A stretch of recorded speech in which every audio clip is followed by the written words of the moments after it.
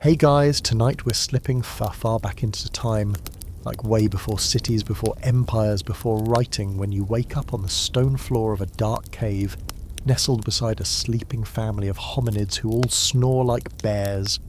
Congratulations, you're officially a cave woman. And spoiler alert, you probably won't survive this. So before you get comfortable, take a moment to like the video and subscribe, but only if you genuinely enjoy what I do here. Also, I want to know where you're watching from and what time it is. Drop your city and your timestamp in the comments. Now, dim the lights, maybe turn on a fan for that soft background hum, and let's ease into tonight's journey together.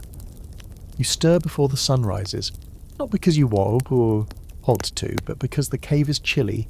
Your straw mat pokes your hip bone, and there's a faint, stomach-tightening stench of something dead. That's your cue. You sit up, blinking into the blue-grey gloom, and see the outline of the cave's entrance lit with early smoke clings low to the ground from last night's iron. You cough quietly, careful not to wake the newborn bundled beside you, swaddled in rabbit fur and dreams. Your joints already ache. You're around 30 years old, which makes you, brace for it, an elder. You've made it well past average life expectancy for your time, especially if you've survived childbirth more than once. That's no small feat. There's no such thing as comfort here, but you've made peace with the stone hardness of life. You stretch and something cracks, shoulder or spine, take your pick. In the corner of the cave, two younger women are stirring too. One's your cousin, the other is a teen who's been shadowing you during foraging trips, watching how you identify tubers and avoid the deathberries that look exactly like the edible ones. Except, they kill you. That's the thing, everything wants to kill you. The cold, the wild cats, the parasites. The mouldy root you mistakenly thought was fine. Survival is a tightrope and you walk it daily. You reach for your pouch, a loosely braided carrier of dried reeds, and pull out a chewed bit of bark. It's bitter. Kinda gross, but it wakes you up. Probably willow. Might help that sore tooth you've been ignoring for weeks, maybe. You drag your hair back with a bone pin. Practical, stylish, in a prehistoric sort of way. Outside the cave, the world is damp and hushed. Dew clings to the ferns and a fat beetle skitters underfoot as you make your way to the ridge. You squat, scan the horizon. It's clear, but something in the stillness tugs at you. Last week, a pair of teenage boys got too close to a leopard den. One made it back. The other, well, you honoured him by leaving a carved token at the cave wall. That's your way of saying goodbye. You take a moment to relieve yourself behind a bush, swatting at midges that seem genetically designed to annoy. Then you pad barefoot to the fire pit. Someone's already laid fresh twigs, probably your mate if you have one this season. Relationships here aren't exactly hallmark material. They're more like alliances, sometimes fleeting, sometimes long-term. But mostly they're about survival, protection, and pooling resources. Still, if he's warmed the hearth this morning, you make a mental note to let him pick the better cut of meat later. That's as close to a love note as it gets. You kneel, blow on the embers. Sparks leap up, crackling. It takes practice to rekindle a fire. You learned by watching your aunt when you were 6, and now you teach others. That's the rhythm of your world. Observation, imitation, repetition. No chalkboards, no lectures, just doing. With the fire stirring to life, a few others emerge from the cave, stretching, yawning, scratching. One of the older men limps to the side to inspect a woven trap he set at dusk. It's empty. You both nod without speaking. That's another thing, language is here, but not the way we think of it. You have words, sounds, gestures, songs even, but you communicate just as much through shared looks and the angle of your head. Now the day truly begins. You glance upward. The sun is rising, soft and orange. You estimate you've got maybe 12 hours of light. That means foraging, childcare, crafting, scouting, possibly hunting. No part of your day is free time. Even your rest serves a purpose, guarding the cave entrance, weaving a basket, scraping a hide while watching over the little ones. One of the toddlers scampers toward you, completely naked and smeared in ash.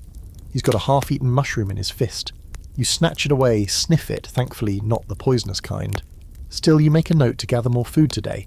Kids are walking stomachs and not the best at distinguishing edible from fatal. Here's the thing most people forget. Cave women like you aren't just cave moms, waiting in the dark while cavemen do all the exciting stuff. You're central to survival. You're the memory keepers.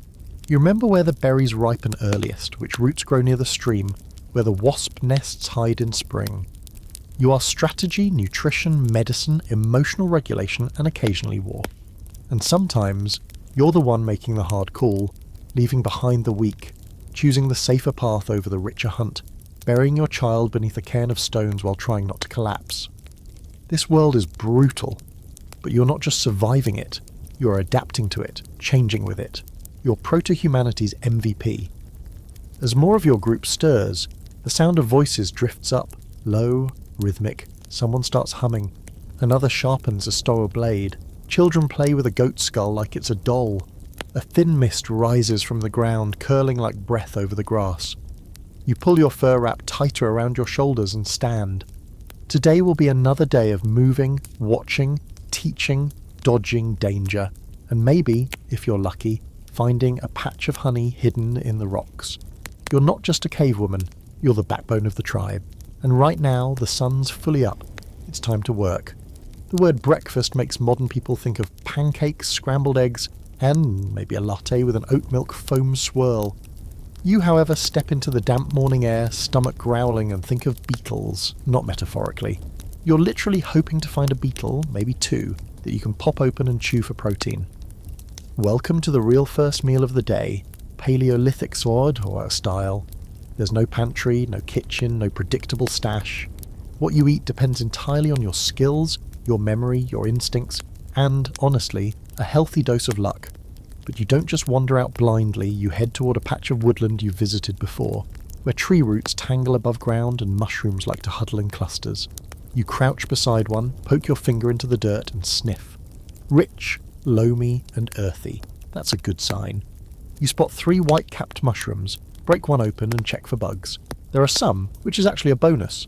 Bugs equal protein. This is a solid find. Your younger cousin trails behind, watching you closely. She asks nothing, but mimics your movements, gathering what you gather. This is how it's passed down, the entire culinary and survival encyclopedia of your people, without a single word written, only repeated in countless early mornings like this. You dig around tree roots with a pointed stick, your fingers working faster than you'd like because, well, you're hungry. You uncover a fibrous root, give it a quick whack against a stone to test its softness. Too tough? You toss it aside. A few minutes later, you find one that gives a little under pressure. You break off a piece, sniff it, nibble the edge. It tastes like dirt and pencil shavings, which is about as good as it gets. Into the pouch it goes. You aren't alone out here. Birds flit through the trees overhead, chirping their gossipy morning songs. You hear rustling to your left and freeze. Is it a deer? A wild pig? A rival forager from another group? The moment stretches. Your cousin grips her digging stick tighter. Then a rabbit bursts from the underbrush, bolts into the trees, and vanishes. You both exhale. You smile at her, the kind of smile that says, "Good instincts. That tension might save your life one day." Farther down the trail you find a log rolled halfway onto its side. Jackpot. Underneath you uncover a moist buffet of wriggling grubs and beetles. You pop one in your mouth without hesitation. Crunch, bitter, nutty, disgusting, but it goes down fast. You hand a few to your cousin and pocket the rest in a leaf wrap. One of the beetles has shiny wings, an iridescent blue that gleams in the sun. You don't eat that one. You might press it into a braid later, or offer it to a child as a shiny little treasure. Even in the Stone Age, cool accessories matter. Back at the cave, others are starting to stir to life.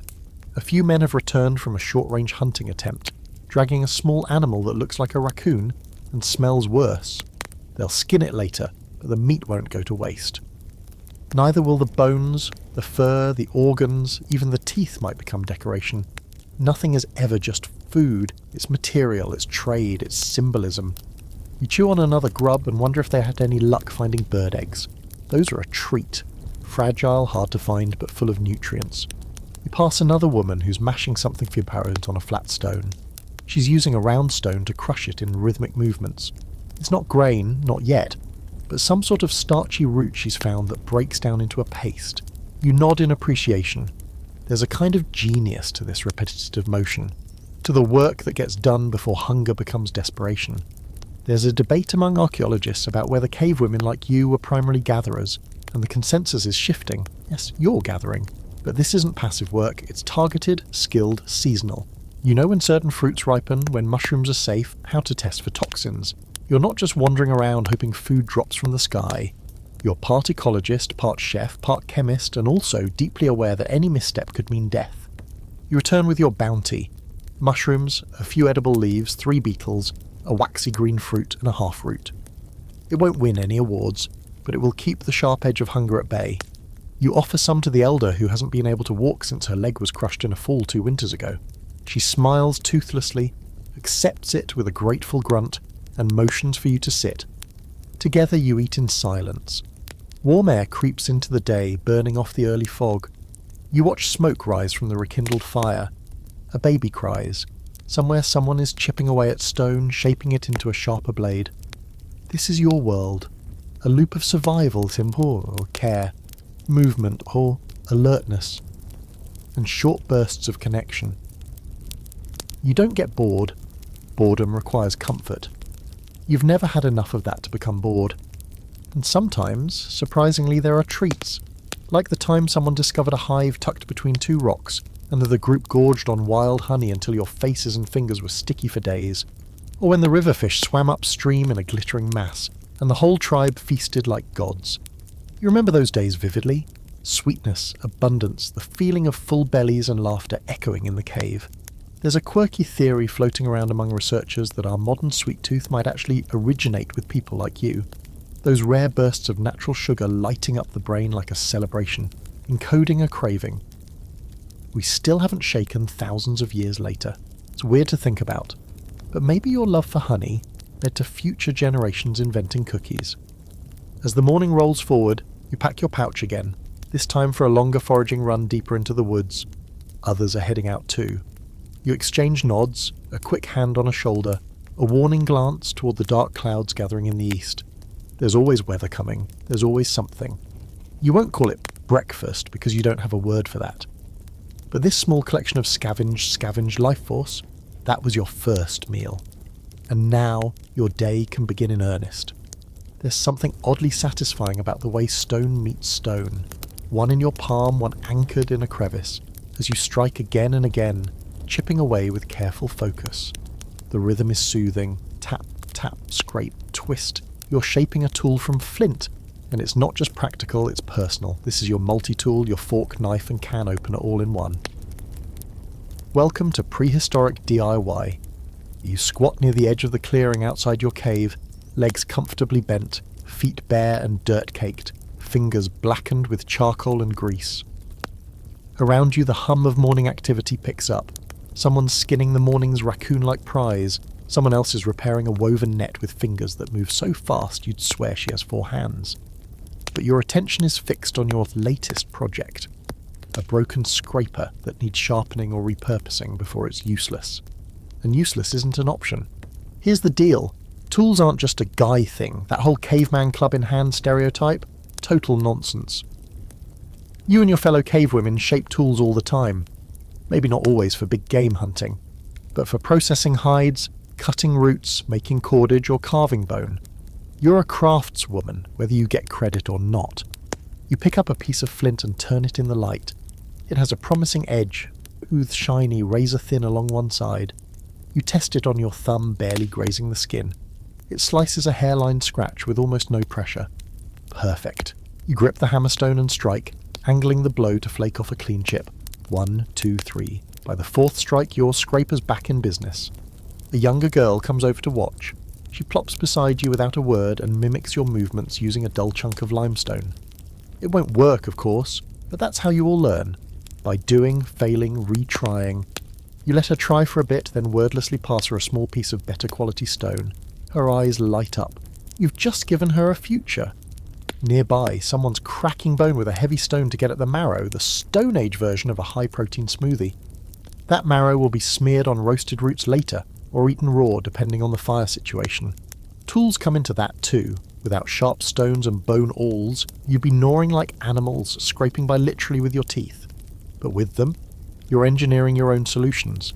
Tool use, according to a lot of scholars, is one of the key markers of early intelligence. But what's interesting and still up for debate is who used which tools and why.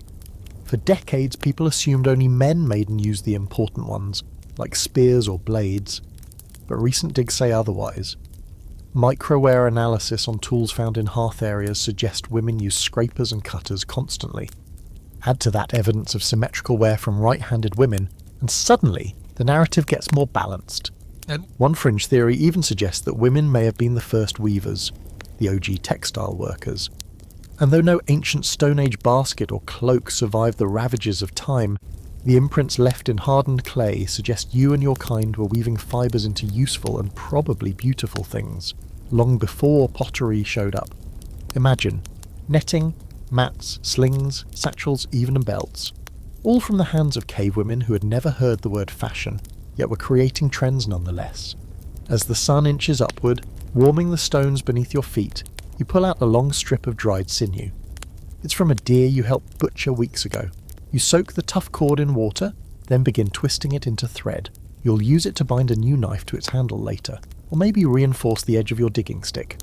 This isn't craft time, it's the infrastructure of survival. Without this, your people don't eat, dress, or travel. A guy walks past with a bundle of spears and grunts something about a hunt. You nod, but you're not going. Not today. Your job is here, keeping things functioning. He's not more important than you, he's just louder. And possibly hungrier. That's fine, let him go chase antelope. You'll be here making the pouch that'll carry the meat home. When your scraper's done, you test it on a strip of dried hide. It glides across, shaving off bits of fur and fat. It works. You smile. The girl next to you whoops and shows you a jagged chunk she's proud of. It's terrible, but you nod. She'll get there. There's a constant low-level pressure in your world to repair, to replace, to invent. You're not making tools for fun. You're doing it because your life literally depends on them. No replacement parts, no backup kits. If something breaks on a journey and you don't have the right fix, that's a problem you may not walk away from.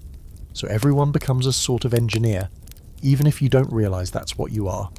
Somewhere in the future, people will marvel at your rudimentary creations. They'll put them in museums under glass and whisper about their age, as if time alone makes something valuable. But you know better. That stone knife in your hand? It's not art.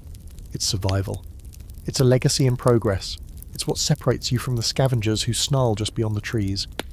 You set aside the finished tool, place it carefully in your pouch, then you grab another chunk of antler and begin working a groove into it. A curved hook, maybe. You haven't decided yet, but your hands keep moving as they always do. Your tools take shape in your fingers just as your day does. One strike at a time. You wouldn't call it a nuclear family, because your tribe doesn't have neat little boxes for roles like mother, father, daughter, or nephew. Instead, your social world is built like a web, flexible, overlapping, and deeply interconnected. Blood matters, yes, but survival matters more. And the people you trust the most, those are the ones you share your fire with every night. As morning stretches into midday, the cave fills with life. Children chase each other with sticks. Someone braids grass into rough mats. A group returns from the river, water sloshing in bark bowls strapped to their backs with sinew cords. You've finished your tool work for now and are watching over the little ones, not because it's your job exactly, but because you're the most alert adult within earshot. That's how this works. Constant shifting of responsibilities based on need, not rules. Your closest bond is with your sister's daughter. She clings to your side, chewing on a softened root and humming a tune she probably picked up from the older girls. Her face is smudged with charcoal from the fire pit, and her hair's in wild tangles. You smooth it back gently, finger combing through the knots, and hum along. She reminds you of your own first child, the one you lost 2 winters ago during a cold spell that swept through like a ghost and stole half your group in 3 days. You still think about that, not with the sharp grief of the moment, but with a dull ache that lives in your chest like a coiled snake. Family here is fluid. A child might have 2 parents, or 5, depending on who's feeding, teaching, or cuddling them that week. You share breastfeeding duties with your cousin, and when one of you is sick or away, the other steps in without question. Motherhood isn't private, it's a shared contract written in firewood, cooked meat, and sleepless nights. There's an older woman, grey-haired, hunched, eyes like flint, who oversees a lot of this domestic ballet. She's not your mother, but she might be your mother's sister, or her cousin, or just someone who stuck around long enough to become family. Everyone calls her something that roughly translates to the one who remembers. She's been here through famines, floods, childbirths, and migrations.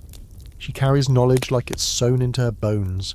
She also carries authority, in her way, When there's a dispute over resources or behaviour, like last moon when two men fought over access to a favoured hunting trail, she's the one people look to, not to issue commands but to recall precedent.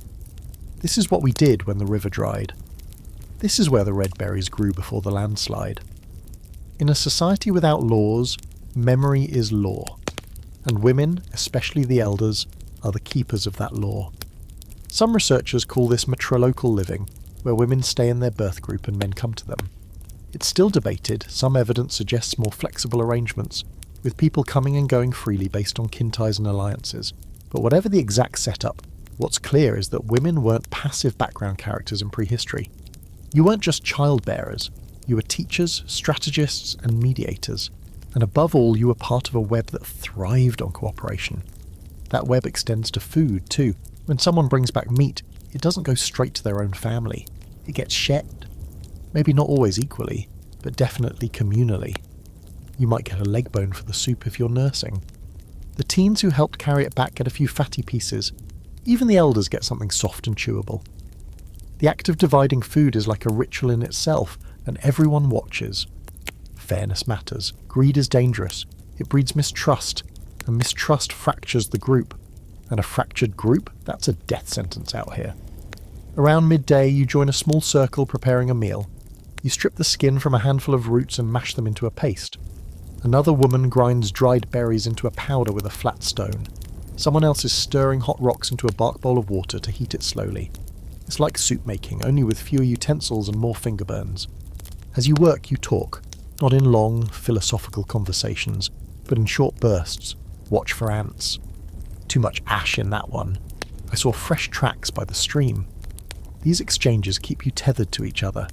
They're practical, but underneath them they carry warmth, trust and familiarity.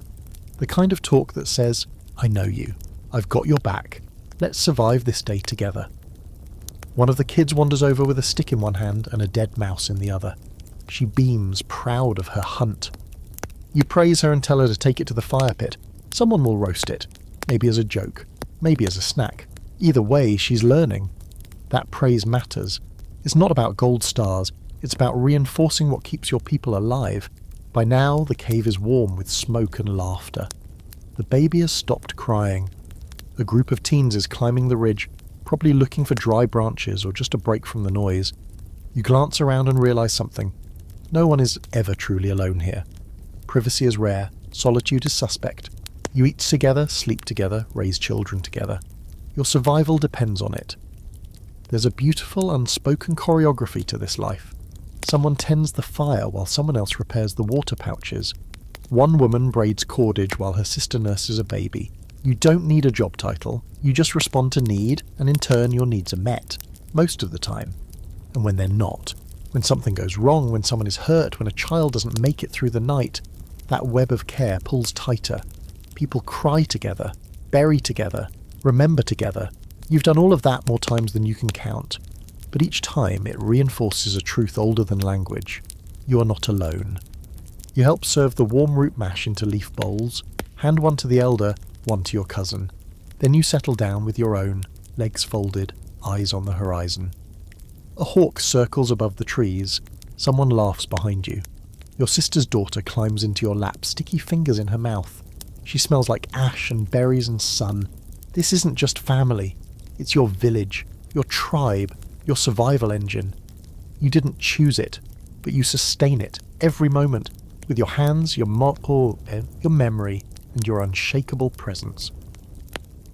There's a story you've heard whispered over and over, especially at night when the fire crackles low and people start to talk instead of work.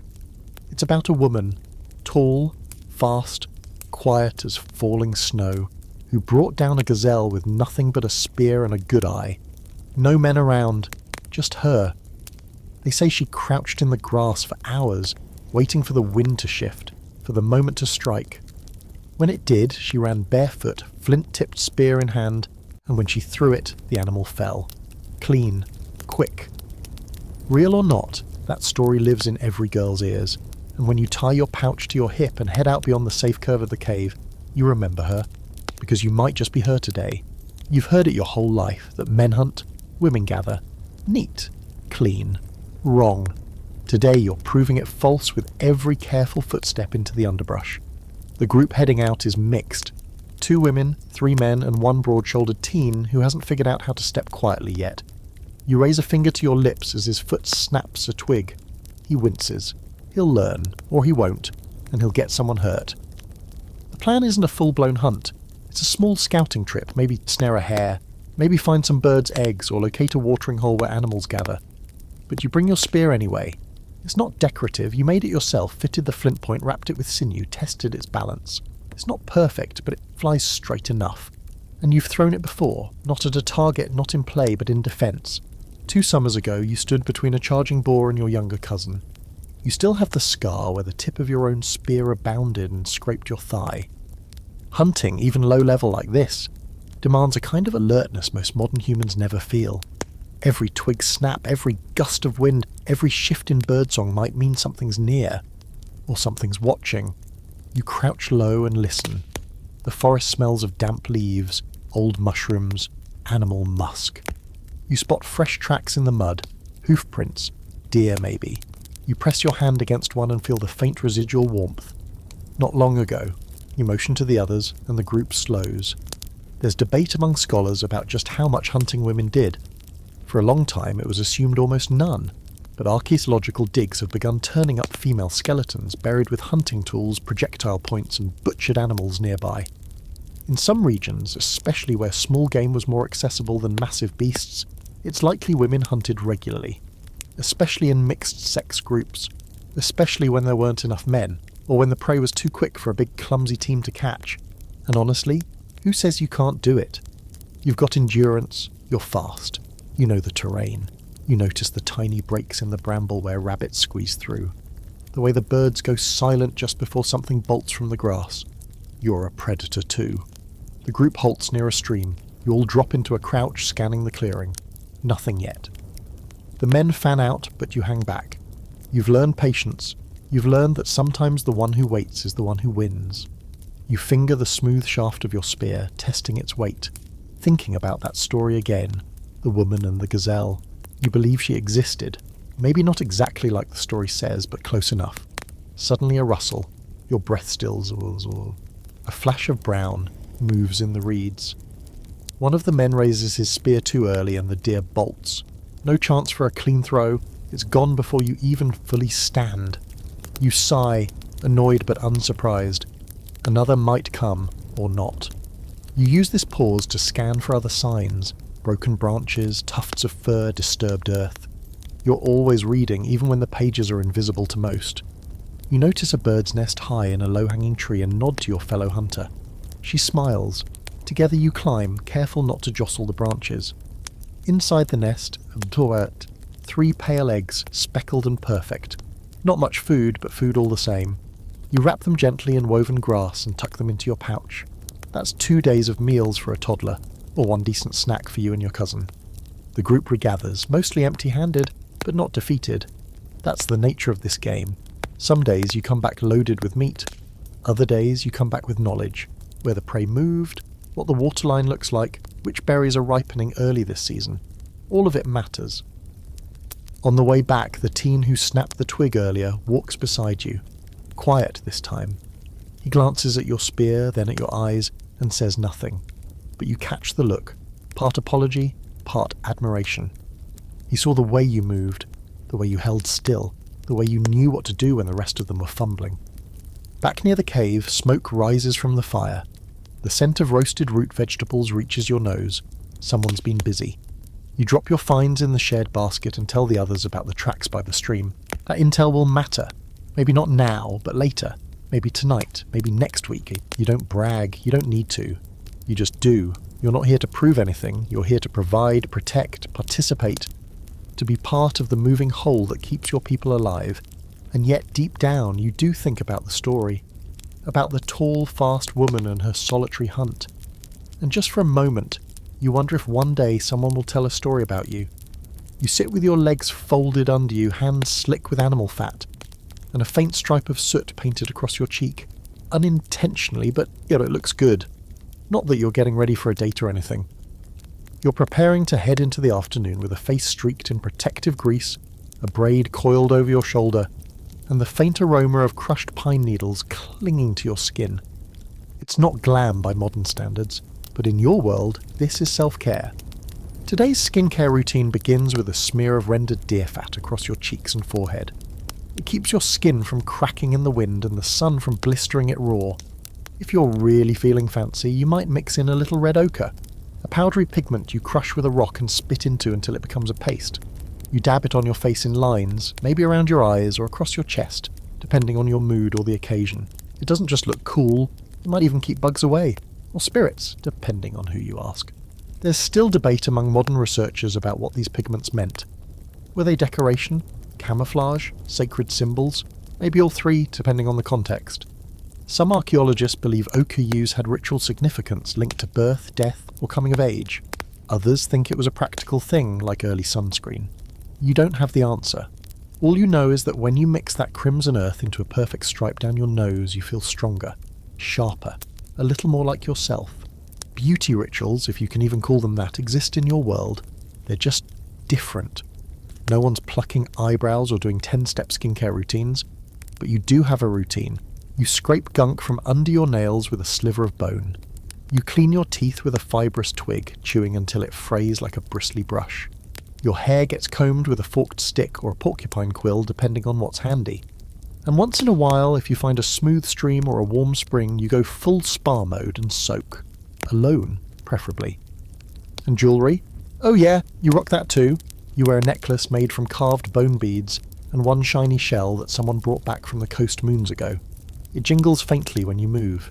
You have a favourite bracelet, a strip of woven bark dyed dark with berry juice. It's not for function, it's for you, and that in this world is revolutionary. You see, humans, yes, even cave ones, have always had a thing for adornment. It's not just about vanity, it's about identity, belonging, maybe even mood. You wrap the feather into your braid not because someone told you to, but because it reminds you of that day you found it. Sun filtering through the trees, your belly full for once, laughter echoing through the grass. That feather means something, even if no one else knows what. Your cousin comes over and smears some soot under her eyes. You raise an eyebrow. She shrugs. The bugs are awful, she mutters. Sure they are, but also she's trying to look fierce. You get it. You hand her a small shard of polished bone to use as a mirror. It reflects just enough light to let her see her face. She makes a face at herself and laughs. Somewhere in the background, a few teens are weaving strands of bark into a headband. One of them pokes holes in snail shells with a hot stick, stringing them into what will become an anklet. It rattles gently when she walks. She grins when you compliment it. Even in the Stone Age, the urge to accessorize runs deep. And here's a quirky detail that would baffle future anthropologists. The ashen grease mixture you rub into your scalp every few days. Total hair care magic. It keeps lice away most of the time and protects against sunburn. It smells like burnt meat and crushed sage, which sounds terrible until you realise how comforting that scent is. It smells like survival, like home. There's a quiet sort of power in taking time for these little rituals. Sure, you don't always have the luxury. Some days are pure chaos, and you're lucky to slap on some mud and call it a look. But when you can take the time, even 5 minutes, to sit by the fire and scrape the dead skin from your heels with a stone, you feel more like yourself. Grounded, centred, less like prey, more like a person. Some anthropologists argue that these acts, painting faces, making jewellery, grooming hair, were some of the first signs of culture, of complex thought, of being human. And maybe that's true. Maybe this moment right here, rubbing grease into your arms while trading stories with your cousin, is more than a simple hygiene routine. Maybe it's a declaration. I'm still here. I'm still me. I'm more than survival. Later, when the sun begins to dip and the shadows stretch long, you'll wash off the ochre and the soot. Or maybe you'll leave it on, let it smear across your fur wrap and mark the bone you carry in your belt. These things don't last, but then again, nothing really does in your world. Except the stories.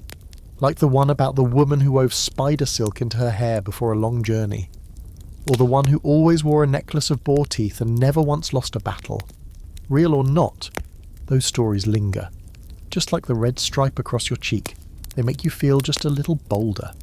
You rise, brush the dirt from your knees, and tie your pouch back around your waist. You catch your reflection again in the shard of bone, just briefly. Ochre-lined eyes, wind-burnt skin, lips pressed into a soft smirk. Not bad, you think? Not bad at all. You look like someone who might just survive the night. There's a hush in the cave when you step inside, a hush so thick it settles on your skin like dust. The air smells of smoke and damp stone, with a faint edge of something older, something mineral and almost metallic. Your feet crunch softly on the packed dirt floor as you make your way toward the back wall, where the light fades and the ceiling lowers. This is where the stories live. Not the ones told aloud by the fire, but the ones painted, pressed, and whispered into the very bones of the rock. Your fingers brush the wall, already smudged with centuries of soot, clay, and charcoal. The surface is cool, uneven, shaped by nature, but claimed by humans. By you, by your ancestors, by those who stood barefoot here long before you, and who in the quietest of moments tried to make their mark. Tonight, you're here to add your own. You crouch beside the fire, now burning low, and mix a fresh paste of charcoal and spit. It's gritty on your tongue. You blend in some yellow ochre powder you collected earlier, crushed from a soft rock you found near the riverbank. It mixes into a sickly golden smear that smells faintly of iron and damp moss. You stir it with a twig, test it with your fingertip. Satisfied, you begin. You start with a line, a thick, confident stroke, black against the stone. Then another, curving to the right. You're not drawing for realism. You're not even drawing for others. You're drawing because the image is already inside you, waiting to get out. Deer maybe, or a bison. Something powerful, something you saw in the brush a few days ago, so close you could smell its heat. You use your finger to shape the muscle lines, your knuckle to dab in a flank. You blend colours by spitting and smearing. The wall drinks it in greedily, like it remembers every mark ever made. You add dots, clusters that look random but aren't. They tell a pattern, a path, a movement through the land only you and those who know the code can read. Behind you, another woman watches. She sits in silence, arms wrapped around her knees, eyes fixed on the unfolding form. Eventually, she picks up a bit of chewed charcoal and joins in. Together, you move along the wall, not speaking, but fully in sync. You don't need to explain the shapes. She sees the animal just as you do. She's seen the same trails, heard the same hoofbeats in the night. You both understand this is more than a picture. It's memory made solid. For decades, historians assumed these cave paintings were created by men, shamans, hunters, elders, but newer studies challenge that. The handprints left behind, pressed in ochre, blown through reeds, negative impressions like ancient signatures, often belong to women. The ratios of finger lengths, wrist angles, and hand sizes suggest many of these creators were female. You'd laugh if you could see the confusion on modern faces trying to wrap their heads around that. Like it's hard to believe a woman could draw a majestic bison and also carry a toddler on her back. But here you are, doing both, and doing it well. The act of painting isn't just about aesthetics, it's spiritual, or at least it feels that way. When your fingers drag across stone, leaving a smear of black where once there was nothing, you feel connected, not just to your own experience, but to the deep thread that ties you to those who came before.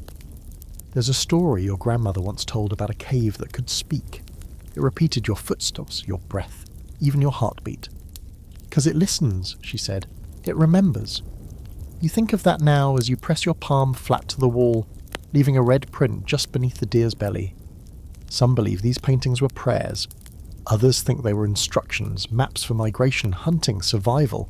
And maybe that's true, but there's also a possibility they were just expression.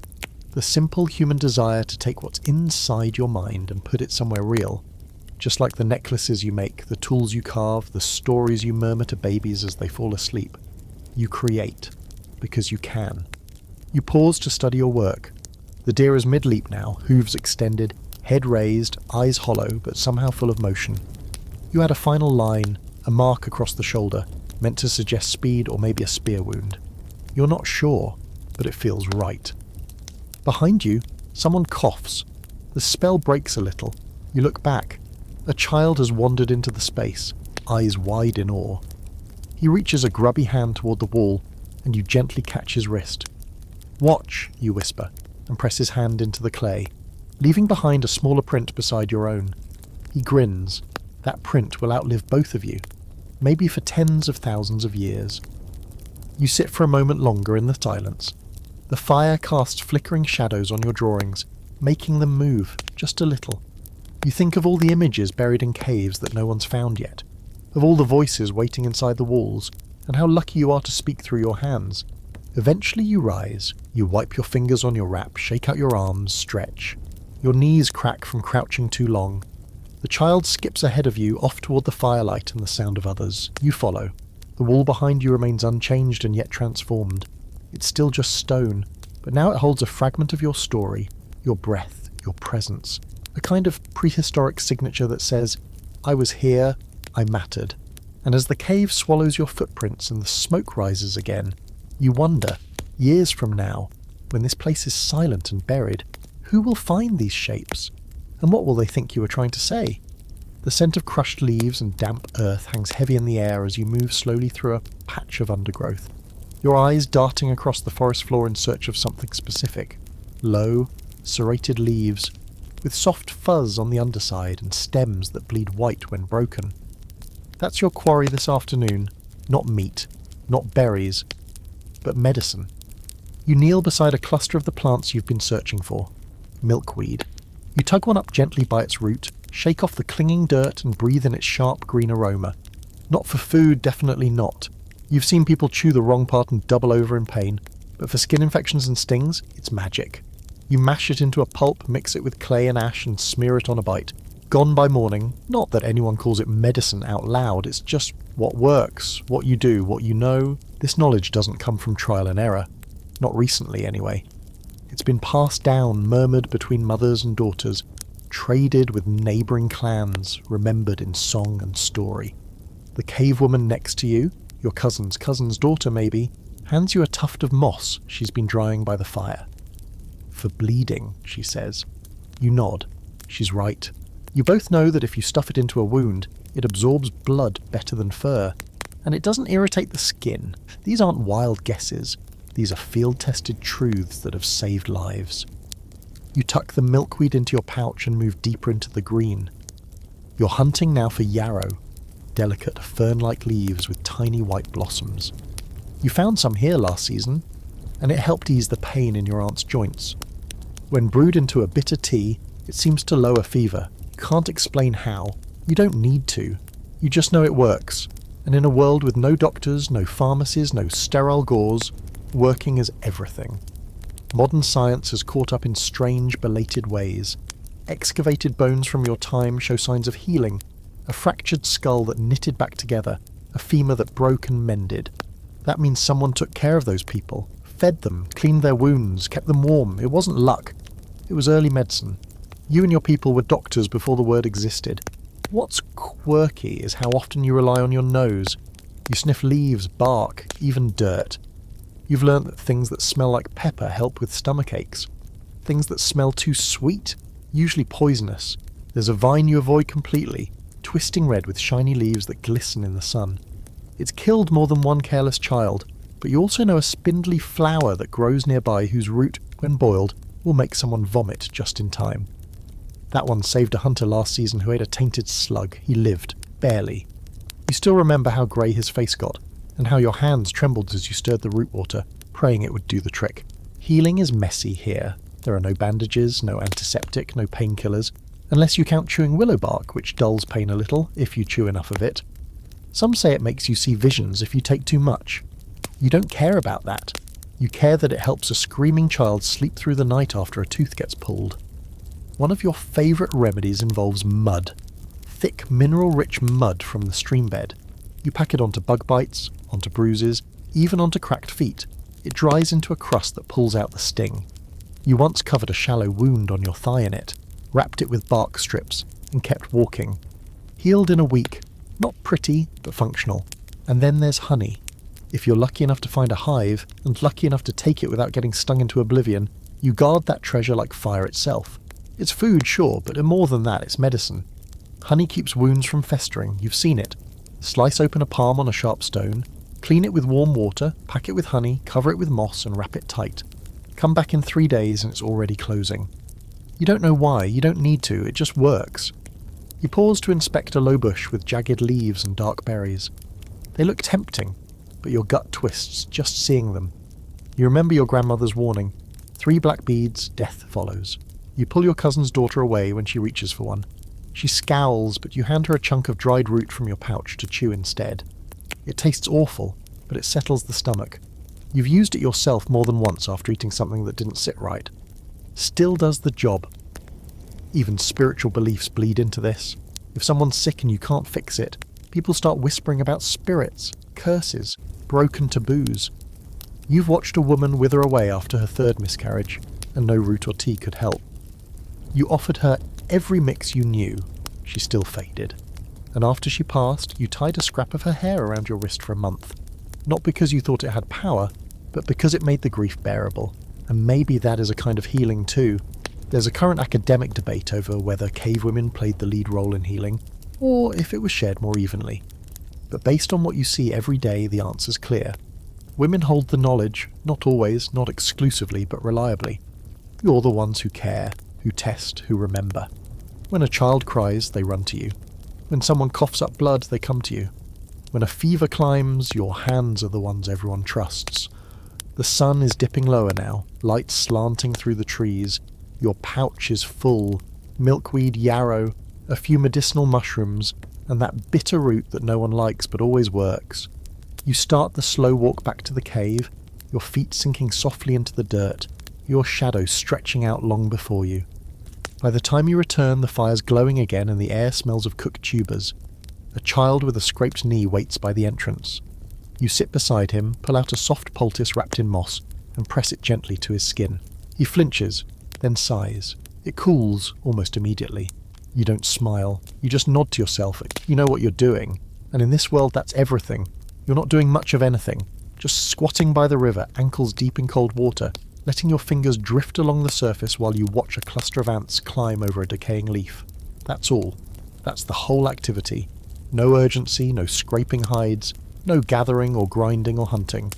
For a rare stretch of time, you're off duty, which means one thing, it's time to talk. This right here is one of the most sacred traditions in your world. Not prayer, not war, but gossip. Cave woman gossip isn't vicious or fake or whispered behind backs. It's pure social glue. It's how knowledge travels, how reputations rise or collapse, how danger is forecasted and desire is discussed. You've seen arguments start and end at this exact spot on the riverbank, where the air smells of wet stone and moss, and the fish flick shadows across the shallows. You've also seen love bloom here, or whatever passes for it in your time. Right now, there are 5 of you. You, your cousin, 2 other women from neighbouring groups, and a girl who just stopped bleeding for the first time and is now navigating the strange new attention that brings. No one makes a big deal out of it. Someone handed her a fur wrap 2 days ago and patted her on the shoulder. Welcome to the club. Your cousin is retelling a story you already know, but it's still good. Something about the last time a man got too proud after a successful hunt and then tripped over his own feet into a thorn bush while trying to impress someone. She does a dramatic impression of the fall, arms flailing, a yelp just high-pitched enough to make the others snort. The youngest laughs so hard she snorts river water and chokes. You all howl. The sound rolls across the water and up into the trees. There's debate, yes, actual scholarly debate, over when human language truly began. Some say it started with simple tool instructions, hit here, cut there. Others argue that it really began with storytelling, jokes, warnings, boasts, and more than a few researchers now believe that women, not men, may have been the ones to develop the most complex early speech. Because let's be honest, while the men are off staring silently at a herd of elk for 6 hours, you're down here exchanging 20 different words for idiot in one conversation. You talk about the weather, you talk about food, you talk about dreams. Last night, your cousin says she dreamed of a cave that had teeth, and someone else swears she once found one like that years ago, near the cliffside. You talk about the weird mushrooms that make your stomach twist sideways, and how someone's mother swears by burning them as incense to ward off storms. And you talk about people, who's been moody, who disappeared for 2 days, who keeps staring a little too long at a certain someone and pretending not to. You do it not to stir trouble, but to track the shape of your group's mood. It's a form of vigilance. If someone's angry, you want to know before it turns into violence. If someone's hurting, you want to spot a bit before they pull away. Gossip in your world is how you take the temperature of your people. Someone brings up the new guy from the group across the ridge. Tall, wide shoulders, too quiet to be trustworthy. You shrug. You caught him picking ticks out of his armpit with surprising precision, which honestly says more about his long-term compatibility than any fire-starting skills. The others laugh, then debate his usefulness. He's a good tracker, apparently, but terrible at splitting wood. One of the women raises an eyebrow and murmurs, "Not a problem if he has other strengths." That sends the whole group into another round of cackling. A frog plops into the river and breaks the rhythm for a moment. You watch the ripples fade and let the silence settle. Then someone leans closer, lowers her voice, and starts a story that isn't funny. It's about a girl who got grabbed by a rival group the last time they migrated. A group that never returned her. You all go quiet. This is part of the pattern too. Light, talk, then dark. That's the rhythm, because the danger is never far away. It's always out there, and sometimes it comes close. You shift the subject again gently. You bring up the full moon coming in 3 days. Time to prepare for the possible migration or feast, depending on weather. People will dance, maybe paint their bodies, maybe sit in silence. Depends on the mood. You all nod. There's a low buzz of anticipation. These little ceremonies, half gathering, half ritual, are like pressure valves. They keep the group from snapping. Someone mentions that her baby is teething and chewing on rocks. Another woman says, "Let him, he's toughening his gums." You all laugh, but you'll still take him a bit of softened root tonight to help soothe the pain. That's how it goes. Tough love, gentle hands. And then, just like that, the moment ends. Someone stands, the others stretch one at a time, dusting off hands and adjusting their furs. You rise too, knees cracking slightly, and shake the water from your fingers. You didn't accomplish anything measurable here. No meat gathered, no hide scraped. But somehow this moment matters just as much, maybe more. Because now you know who's in love, who's hurting, who's worried, who's ready for a fight. You have updates, insights, tiny emotional maps tucked inside your head that will guide how you move through the group for the next few days. You'll know who needs help without asking, who to avoid when tensions rise, who to comfort when the fire burns low and the past comes crawling back. That's the gift of talking, the gift of listening. You don't just survive with spears and fire, you survive with stories, with jokes, with the quiet way someone squeezes your shoulder when they walk by. By the time you return to the cave, the air is cooler, and the firelight flickers against the walls. You feel lighter, calmer, more connected. You glance around at your people and smile to yourself. The cave has its own heart, and it beats in laughter, in secrets shared at the river's edge, in the rhythm of language passed from mother to daughter. This is your network, your safety net, your tribe, and it speaks. The first scream doesn't come from the woman giving birth. It comes from her sister, short to sharp, loud enough to wake the cave, just a warning. She stands at the cave mouth, silhouetted in the firelight, face flushed, hands clenched in her fur wrap. "It's happening," she says. That's all. No panic, just fact. And suddenly everyone's moving. You're already halfway to the back of the cave where the birthing spot has been cleared. Flattened mats of grass and moss, heated rocks pushed nearby for warmth. You've done this before, twice with your own children, 5 more times as helper, and once when it all went wrong. You never forget the one that went wrong. The woman in labour is young, maybe 16, maybe 17. It's hard to say exactly. This is her first child. Her face is pale in the firelight, slick with sweat, her breathing shallow and fast, like she's chasing something invisible. You kneel beside her, press a cool hand to her forehead, and speak in a low voice. You don't need many words, just tone. Calm, steady, solid. She clutches your arm, fingers digging in with surprising strength. Birth here isn't private. It's communal, witnessed, held. No hospital walls, no clean linens, no sterile gloves, just women around women, a half circle of hands ready to catch, support, press, soothe. One woman heats water over the fire, dropping clean stones into a carved bowl. Another massages the young mother's legs with animal fat to keep the skin supple. You check the baby's progress with 2 fingers and nod. Not yet, but close. There's no real position for childbirth. She kneels for a while, then leans against her sister. At one point she tries to stand, gripping the cave wall for balance, but the pain knocks her back down. You don't rush her. Her body leads, you follow. Everyone follows. Modern people ask if it was more dangerous back then. Yes, absolutely. There's no sugarcoating it. Birth was a high-risk event. Bleeding, breech births, tangled cords into actins. So many ways things could go wrong, but that doesn't mean it was chaos. There were techniques, rituals, knowledge passed down generation to generation. You know when to push, when to wait, when to use your fingers to reposition. You know what herbs to give for pain and what leaves to chew to slow bleeding. There's a root you've already prepared, mashed into a bitter paste. You dab it onto her tongue between contractions. She flinches at the taste but swallows. It won't stop the pain, but it'll dull the sharpness, help her focus. Another woman hums a low, droning song, one that's been sung at births for as long as anyone can remember. You've sung it too. It doesn't have words, just rhythm, like the heartbeat of the cave itself.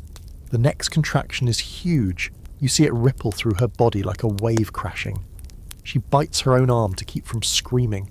This is the part where even the strongest women weep, where they say they can't, where the fear grabs them by the throat.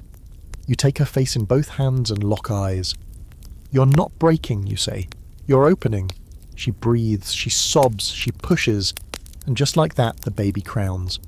Everything slows. The fire crackles in the distance. You hear the rhythmic scrape of someone stirring the soup. An owl hoots. And in the middle of that strange stillness, there is a second scream, shriller, smaller, raw and new. The baby is here. You catch him, slippery, warm, slick with blood and to birth water. You clear his mouth with your fingers, gently rub his back, and when he lets out that second cry, the whole cave exhales. You place him on his mother's chest. She cradles him like something holy, which he is. In this world, nothing feels more miraculous than a child who breathes. Everyone's quiet for a moment. Then someone cheers softly. Another woman begins to sing. A simple melody, old and familiar. You smile but stay focused. You press firm hands on the young mother's belly to help the afterbirth come. When it does, you wrap it in leaves and carry it outside. It'll be buried in the earth tomorrow, beneath a tree or by the stream. Some believe it helps the child grow strong if it's planted under something living. No one's sure, but it's tradition. Back inside, the baby sleeps. His mother sleeps too, finally. Her sister sits beside them, running fingers through her tangled hair.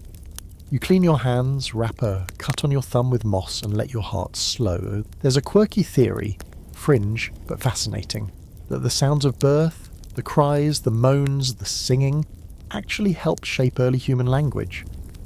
That babies learned their first rhythms from the birthing cave, from the pulse of pain and relief and celebration. You don't know if it's true, but something about it feels right. Like the echoes of this night will live in the baby's bones, even if he never remembers. You lie back against the wall and close your eyes for a moment. Your arms ache, your knees are bruised, but you feel alive. This is the closest your people ever get to magic, to creation, to beginning again. No epidurals, no IVs, no beeping machines, just hands, songs, blood and fire. Just the knowledge you carry in your muscles and memory. When the baby stirs again and lets out a soft cry, his mother lifts him to her chest and hums the same low tune that brought him into the world. Her voice is shaky, but strong, and in that small, perfect moment the cave feels warmer, safer, like the centre of the universe. Section 11. You don't know how old she is exactly. No one does. She just is. She's always been there, it seems. Quiet, hunched, weathered like driftwood, with hair the colour of bone ash and skin that folds into itself like old hide. You call her grandmother, though she's not your mother's mother. Or even your grandmother's. That title is honorary. It means something bigger than lineage. It means this woman knows things. She sits outside the cave now, wrapped in a fur cloak stitched together from a dozen different animals, her eyes half closed against the afternoon light. A bead necklace sways gently on her sunken chest, each carved piece a marker of children lost, winters survived, travels made. It tells a story more clearly than any cave wall. You settle beside her on the stone ledge and wait, because she doesn't speak until she's ready. No one rushes grandmother. When she finally speaks, it's about the wind. It smells like new grass, she says, but also sickness. You breathe in deeply, trying to smell what she smells, and you catch a hint of rain-soaked bark, something sour underneath. Maybe she's right. She usually is. She knew last winter would be short just by watching how the birds flew, and she knew the last hunt would fail just from a dream. You asked her once how she knew so much. She shrugged. "I watched," she said. "I remembered." That's what grandmother does. She remembers not just her own life, though that alone would fill a dozen fireside stories, but the lives before hers, who was born in which season, when the great fire swept through the northern valley, where the cave with the sacred red handprints lies. You've never been there, but she has. Twice. Both times pregnant. Both times she returned with stories and strange stones tucked into her satchel. In your world, age doesn't mean frailty. It means power. Grandmother doesn't gather, she doesn't hunt. She no longer cares for children unless she wants to. But when she speaks, everyone listens. When a dispute arises, over food, over migration, over a stolen lover, it's grandmother who settles it. Not with commands, but with memory. "Last time we waited too long to leave," she'll say. Or, "The berries ripen late after the white bird returns." It's not prophecy, it's record keeping. Only instead of scrolls, she keeps it in her marrow. There's a theory, one that's not entirely fringe, that human survival during the harshest ice age periods might owe much to grandmothers. It's called the grandmother hypothesis. Basically, it says postmenopausal women kept groups alive by caring for children and passing on knowledge, while younger women continued reproducing. Evolution favoured the groups with smart, long-living women who knew where to find food when game was gone, who could teach, who could lead. You look at the woman beside you and think, yeah, that tracks. She pulls out a small pouch, unwinds it with shaking hands, and shows you a piece of something dark and shiny. Obsidian, you think at first. But no, it's too smooth. It's a tooth. Human. Probably her sisters who died during a migration season years ago. Grandmother carries it always, not because she's sad, but because remembering matters. You hand her a strip of dried meat, which she chews slowly with the few teeth she has left. Her gums are tough. Everything about her is tough. She's not sentimental, not gentle, not in the way some imagine grandmothers to be, but she's fair and sharp, and still just a little bit scary even to you. Sometimes she teaches, not with lectures, but in moments. You ask her how to weave a tighter basket, and she says, "Use your thumb more. That's it." But when you do, it works. You ask her how to know when someone's lying, and she says, "Watch where their eyes land." You do, and she's right. Again. One time she showed you how to sharpen a blade so fine it could cut skin without drawing blood. Another time she taught you how to carve spirals into bone using a red-hot stick. No explanation, just do it like this. You still have the pendant you made that day. It hangs from your belt, smooth and dark from years of touch. She doesn't tell you everything. Some things, she says, aren't meant to be passed on yet. "You're not ready," she shrugs, which both frustrates and flatters you. It means she sees you growing, becoming something, a woman who might sit in her spot someday, if you live long enough. There's a scar on her left wrist, long, puckered, raised like a worm. You asked her about it once, and she told you the story, a leopard attack long ago during a night watch. She had nothing but a broken spear shaft. She lost the fight, but lived. The leopard didn't. She points to the beads at the top of her necklace, 3 of them carved from feline bone. "I don't waste anything," she says. Even now she's scanning the horizon, watching clouds, listening to the birds. She leans forward suddenly and says, "Rain, by moonrise." You look up, clear sky, but you don't doubt her. You make a mental note to bring in the firewood early. You ask her one more question, about a place she once mentioned, a canyon with red stones and a cave shaped like a wolf's mouth. She nods slowly. "It's west," she says. "Far. You'll know it when the ground sings." And that's it. No direction, just poetry. That's how she teaches.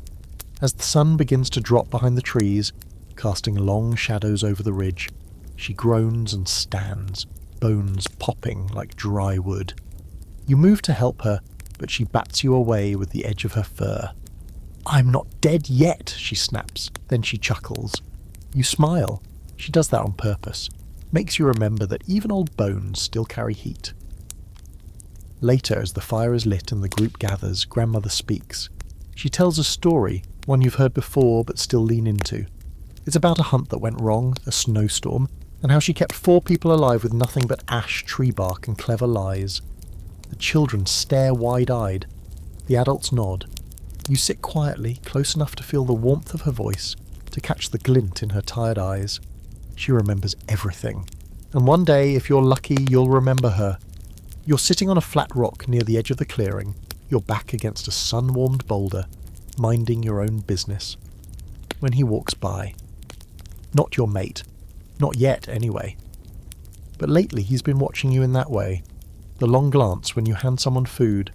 The half smile when you stand to stretch, spine cracking, hair spilling out of your braid like dried grass. He doesn't say much. That's the thing, the quiet ones are harder to read. And in your world, romance is as much strategy as it is spark. No one carves hearts into tree bark. There are no love songs, no candlelight dinners. Cave courtship is a whole different beast. Unwritten rules, glances across the fire, offerings of food or tools or fee of feathers. And if you're lucky, someone gives you the good meat. That's how you know it's serious. You've had your share of flings, alliances, temporary pairings forged out of practicality and maybe boredom. Some lasted a season. One lasted 3 years and ended with a migration and a mutual shrug. But this one? You're not sure yet. Courtship, as it plays out around the cave, is rarely private. You make a move and someone's cousin's sister sees it. You accept a gift and suddenly half the tribe knows before sunset. There's a kind of soft surveillance at play. Everyone's watching but pretending not to. Even now, 2 older women glance over from the hide-stretching rack, whispering behind palms. You ignore them and keep your expression neutral. He returns not long after, carrying a small bundle wrapped in fur. He drops it beside you wordlessly and walks off again, like it's no big deal. You peek inside. 2 cooked bird eggs, warm still, a sliver of honeycomb, a tiny shell with a hole drilled into the centre, ready to be strung onto something. You press your lips together to hide a smile. That's not just flirting, that's intent. You glance around to see if anyone saw. Of course they did. But no one says anything. This is how it begins. You've always found the mating rituals of your group a little strange. They're not dictated by a leader or a council. No one matches people based on social status or hunting skills alone. Instead, relationships bloom organically through gifts, cooperation, mutual protection, and sometimes through nothing but stubborn affection. And yes, alliances form. Strategic bonds that link groups together, reduce tension, encourage trades. But affection still plays a role. You've seen it. Once, a woman from the river tribe fell hard for a man from yours. Everyone expected her to return to her group after the season. She didn't. She stayed. Gave up her river fish and soft clay pots for dry meat and windy ridges. Why, no one knows. Love? Maybe. Or maybe she just liked his laugh. You walk toward the fire, shell in hand, and sit down near one of the tool makers. He's older, gruff, and always carving something. You hold out the shell. "Can you help me string this?" you ask. He snorts, already understanding. He bring that to you? You don't answer. He takes it anyway, threads it onto a short sinew cord, and hands it back without a word. You wear it around your wrist. Not too obvious, just visible enough. Some anthropologists have tried to chart prehistoric relationships using bones, burial sites, and DNA. They've found all kinds of patterns. Men moving between groups, women staying put, or sometimes the reverse. Some of the graves even show couples buried together, curled around each other, like they fell asleep mid-conversation. Whether they loved each other or just died at the same time is anyone's guess, but the traces are there. Human connection, even then, left footprints. There's a fringe theory that the earliest expressions of romantic attachment, touch, gift-giving, maybe even jealousy, developed alongside child-rearing when pair bonding helped keep offspring alive. You don't need the science to tell you that. You've seen it. You've lived it. You know the difference between a man who leaves once the child's weaned and one who sticks around, carrying firewood without being asked, bringing extra fish just because. That night, as the fire dims and the shadows stretch across the stone walls, he sits beside you. Not close enough to touch, but close enough that his warmth brushes your arm. You don't speak for a while. The silence is companionable, comfortable. He offers you a piece of dried fruit, one of the last from the autumn stash. You accept it, chewing slowly, savouring the sweetness. You can't remember the last time someone gave you fruit instead of hoarding it. You ask him a question, something simple. "Where did you find the eggs?" He answers with a short story about a ledge, a clever bird, and nearly falling off a rock. You laugh. He watches you, and for a second, neither of you moves. Then he reaches for your wrist, gently turns it to examine the shell. He taps it once, then nods, satisfied. The fire snaps. A few children chase each other near the back of the cave, giggling, tossing a scrap of fur like a game. One of the elders snores audibly. You lean back and close your eyes. You don't know where this will go. Maybe it's a brief season. Maybe it's the start of something longer. You've learnt not to assume permanence in anything. The cave crumbles, the weather shifts, people change. But tonight the air is warm, the food was good, and there's a soft connection humming between you and the man beside you. That's enough. Tomorrow you might share a blanket, or not. You might wake to find someone else on his mind. That's fine. You've got other things to think about. Firewood, foraging, healing roots, that mother about to give birth next week. But for now, you let yourself enjoy the possibility. That soft, fragile spark of something like affection, like a promise you haven't spoken yet. The shell glints in the firelight, small and pale and perfect.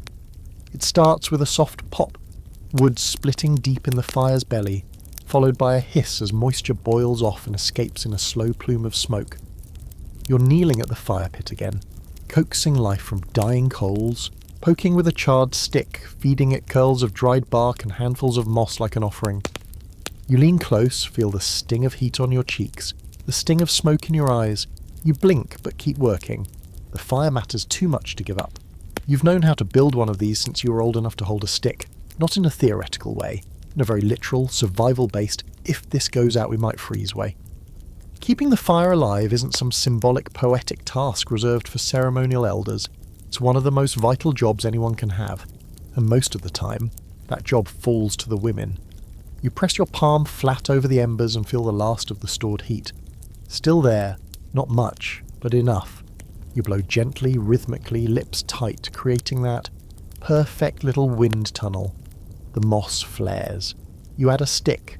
Another. You lean closer. The fire catches again with a satisfying crackle. Just like that, the day is safe again. You sit back on your heels, rubbing the smoke from your eyes, and glance around. The cave is quiet. Most of the group still asleep. A few low coughs echo from deeper inside. One of the toddlers stirs, then rolls over and snuggles back into a fur wrap. You let the fire rise slowly, not too fast, careful not to burn through all the kindling. You're rationing it. Always are. Fire is heat, yes, but it's also protection. It keeps the predators away, the big cats that lurk just beyond the trees, the scavengers with glowing eyes. They don't like the flame. You do. You love it. You love the way it dances in low light, the way it warms your knees while your back still shivers, the way it smells like safety. But fire's a jealous thing. It demands constant attention. You've seen what happens when someone gets careless, when the wind shifts and a spark catches in dry brush. Last spring, a neighbouring group lost their whole shelter to flame.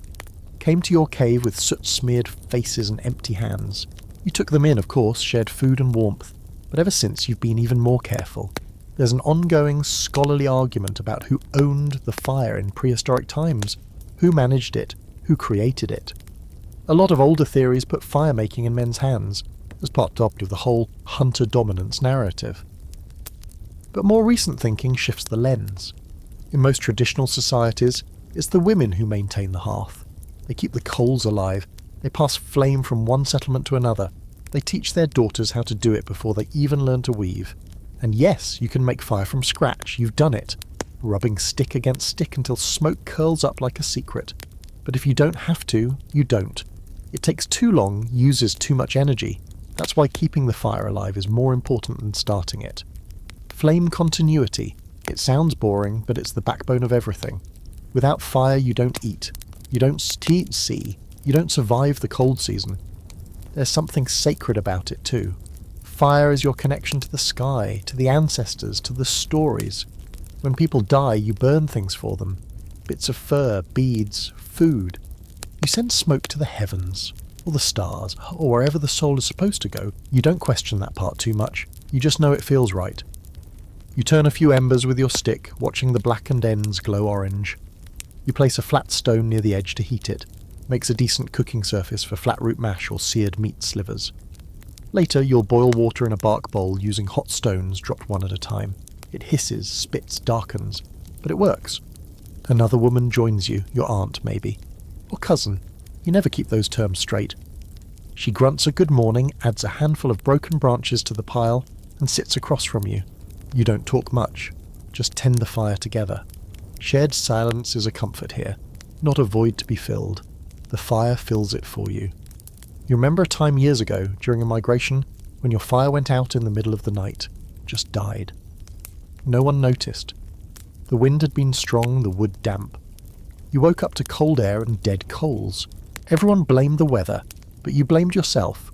You'd fallen asleep too early. Since then, you've kept embers in a portable bowl, clay-lined, padded with ash, wrapped in hide. Even when you move camp, you take the fire with you. It's like carrying a living creature, one that needs feeding, breathing, space, care.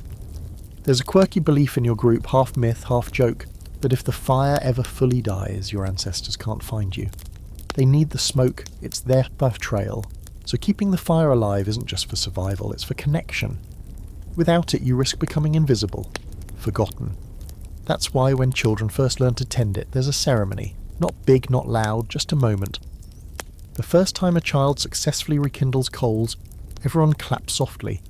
The grandmother gives them a tiny burnt stick to wear in their pouch, a badge of honour. You still have yours. It's barely a nub now, brittle with age, but it lives beside your flint scraper like a tiny guardian. The fire is crackling nicely now, heat radiating outward. You sit cross-legged, hands stretched toward it, letting the warmth seep into your joints. Around you, the others begin to wake, stretching, yawning, coughing, mumbling morning complaints. Someone tosses a handful of dried tuber slices into the pot. Someone else brings a chunk of last night's meat. Breakfast will be bland, but hot, thanks to you. You smile softly and blow on the embers once more, just for luck. The fire lives, so do you. The birds go quiet first. That's always the sign. One moment you're listening to their endless chitter and flap, nature's gossip machine, and the next, silence. Not a stillness you can feel, but a silence you can hear, as if the forest itself is holding its breath. You don't panic right away. You just freeze, every sense leaning forward, trying to figure out what set the world on edge. You're halfway through collecting wood when it happens. Your basket, half full of dry sticks, is slung over your back, and your hands are covered in sap from a stubborn pine branch you just snapped. That's when the quiet hits, followed by the creak of something moving where it shouldn't. A branch bending under a weight that isn't yours. A rustle not made by the wind. You drop into a crouch instantly. Your breath slows. Your ears stretch in every direction. And you think, is it animal or is it human? Because honestly, both are bad. People think the predators you fear most are wolves or lions or big snakes. Those are real dangers, sure, but you can usually see them coming. They move like predators. They stalk, they growl, they pounce, but people can be quiet, people can wait in the trees, people can smile and then slit your throat over a basket of roots. That's why your tribe stays alert. Always. You've been taught from the time you could walk that survival means awareness. That danger doesn't always look like fangs and claws. Sometimes it looks like a stranger with empty hands and too many questions, or an old friend with new intentions. You shift slightly behind a bush and listen harder. There's movement again, fast, low, circling. Your fingers curl around the handle of your digging stick. Not a weapon exactly, but it could be. You've used it before, not just on animals. You press your lips together and wait. Then the wind shifts, and you smell it. Musky, hot, sharp. Not human. A cat. Big one. Close. Your heart pounds, not wildly, but with heavy, focused beats. You scan the trees and see a tail flick once, then vanish into the brush. It's not hunting you. Not yet. Probably looking for easier prey. But it saw you. Knew you saw it. That's enough to make both of you back off. This time. Still, your nerves are lit up now, like someone struck flint near your spine. You exhale and slowly stand, adjusting the basket on your back, and retreat. Deliberately, carefully. No sudden moves. You walk in a wide arc back toward the cave, every step a calculated retreat. The birds start chattering again behind you. False comfort. They weren't singing for you. By the time the cave comes into view, your muscles are humming with leftover adrenaline. You hand off the firewood without a word and settle by the fire, watching the shadows dance. You don't say what happened. You don't need to. The others see it in your face. The tightness in your jaw, the faint sheen of sweat on your temples. They nod. No questions. Grandmother glances over, squinting. "It saw you," she asks softly. You nod once. She grunts and throws another log on the fire. That's the whole debrief.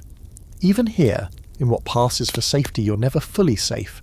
The forest is always moving. Things you don't see are watching from the trees. And it's not just animals, rival groups, roving bands, scavengers who have been exiled from their own people. These are threats you have no rules for. They don't negotiate. They take. You remember a girl who didn't come back from a solo forage 2 winters ago. No one found her. No tracks, no scraps, just a drop tool on the edge of the clearing. It happens, no explanations, just absence. You carry that memory in your chest like a second rib, so you stay alert. You train the younger ones too. Show them how to listen for broken patterns, how to smell for blood or fur, how to walk without leaving tracks. These aren't special skills, they're required. You live in a world where fear isn't a reaction, it's a compass. Later that evening, as the fire burns low and someone begins singing a soft, tuneless gust melody, you sit with your back against the stone wall chewing on dried meat, thinking. You don't feel angry or frightened, just awake, sharpened, like someone pulled your senses taut and left them humming. You glance toward the edge of the cave where shadows cluster thick and wonder if anything out there is still watching. Probably. Let it. There's an academic debate about how much early humans really feared predators. Some argue you learn to coexist with them, avoid their paths, scavenge their kills, maybe even mimic their behaviour to fool other groups. Others think you are in constant war with the wild. You're pretty sure the truth is somewhere in between. You don't hate predators, you respect them, and that's why you survive. You've developed your own signals, subtle, non-verbal alerts passed between foragers, hunters, caregivers. A cough, a whistle, a knock on the rock wall near the fire. These cues can mean return now, watch your back. Something's off. You teach them to the children as soon as they can remember them. Sometimes they forget. You remind them with urgency in your voice and a quick slap on the arm. Not out of anger, out of necessity. Danger doesn't announce itself, it slinks in. As you lie down for the night, fur pulled up to your chin, warmth radiating from the coals nearby, you listen. You always listen. The cave breathes, low snores, shifting limbs, the occasional sleepy cough. But beyond that, deeper still is the forest. And tonight it whispers. You close your eyes, but not completely.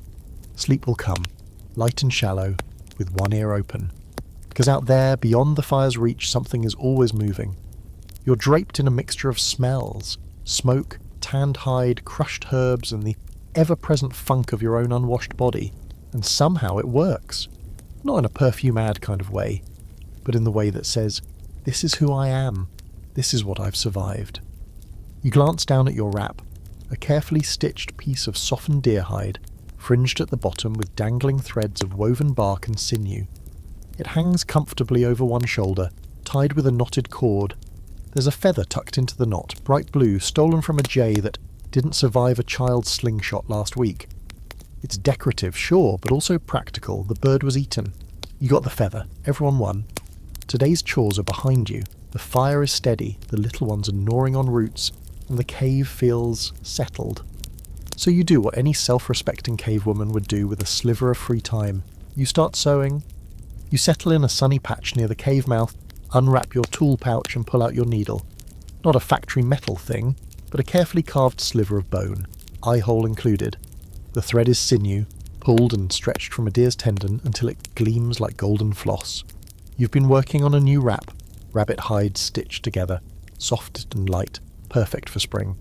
The fur side will go in, otherwise you'll sweat your weight in a single day. It's slow work. But meditative. Fashion, in your world, doesn't look like runway trends or seasonal collections, but that doesn't mean it's absent. You're always aware of what people wear, who's rocking the layered frockpelt look, who's wearing a shell necklace heavy with meaning, who's still using plain bark wrap when they could be weaving in grasses for texture. Every choice says something. You tug the thread through with a satisfying hiss. Tight, strong, it'll hold. You run your thumb along the seam and nod. This piece will work, not just for warmth or modesty, but for presence. In a world where everything is so raw and so exposed, clothing becomes your shield. Your signature. There's a little girl watching you from a few feet away. She's covered in smudges and wearing a wrap that's clearly too big. It slips off one shoulder and drags behind her. She points at your needle, wide-eyed.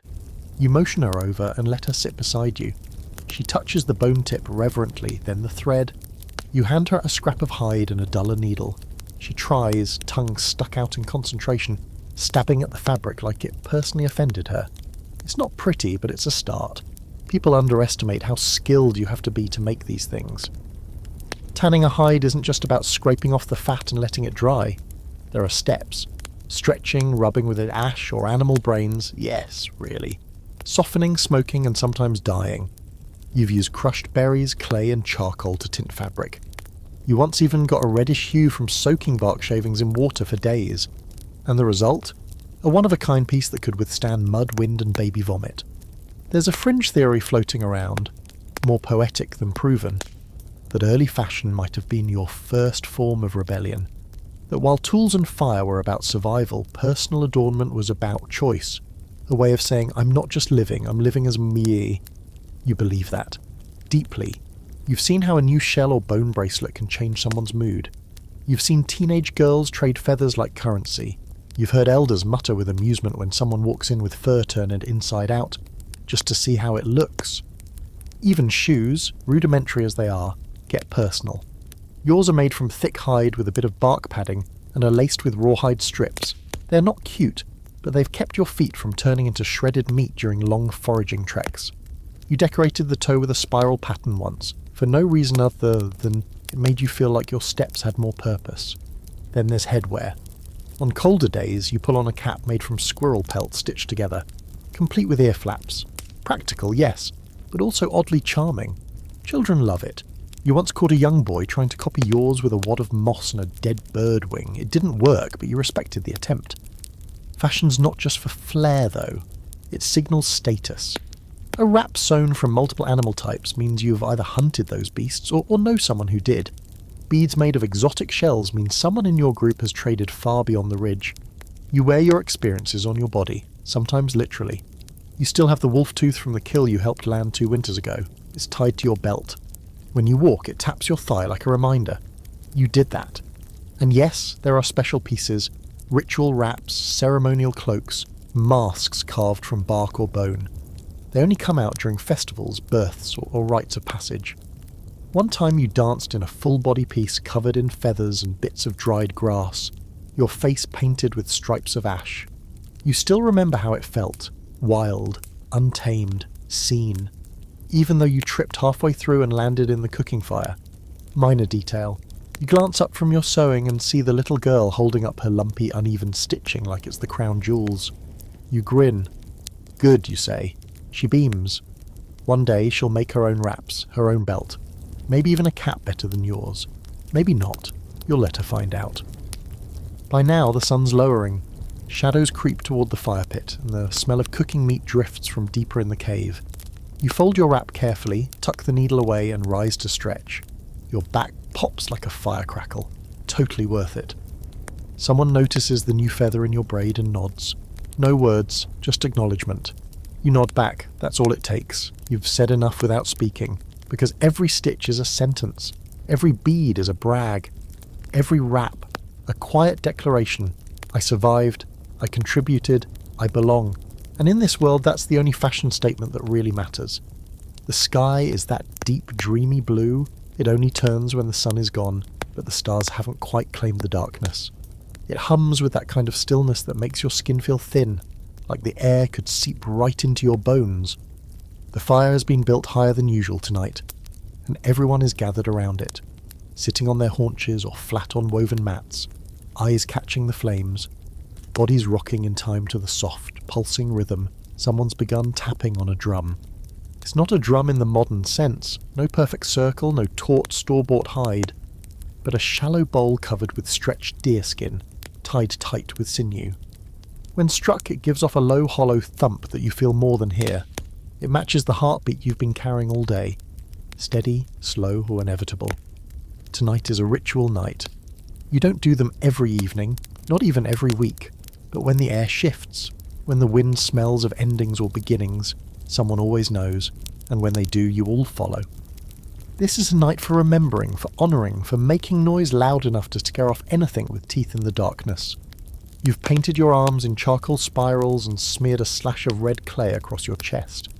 Others have done the same, though no two are alike. One woman wears a bone mask that covers half her face. Another's wrapped feathers through her braids so tightly they flutter with every movement. You've tied a string of small shells around your ankle. When you dance, they'll speak. Because that's what this night is about. Movement, sound, flame. You don't speak much, but you say everything. One of the elders begins with a chant, voice low, eyes closed. You know this song. It's older than anyone here. It starts as a murmur but grows, others joining in, not perfectly in tune, but close enough. The words don't always mean anything, not in the way words normally do, but they carry something heavy. Memory, maybe grief, maybe joy, or both. Someone begins to rattle a string of dried pods. Another claps in rhythm. The kids, too young to know the meaning, begin to sway and giggle, but even their laughter becomes part of the ritual. You stand slowly, the shells at your ankle clinking with the first step, and begin to move. Your body knows the dance before your mind does. It's not choreographed. It never is, but it follows a path that feels pre-carved into your muscles. You lift your arms, turn, step back, you twist at the waist and drop low to the ground. The others join in, some stomping, some gliding, one man spinning so fast the feathers in his wrap blur into a halo. The fire roars, and the shadows stretch and twist like spirits trying to mimic you. You let go of the day, of your name, of hunger, of fear.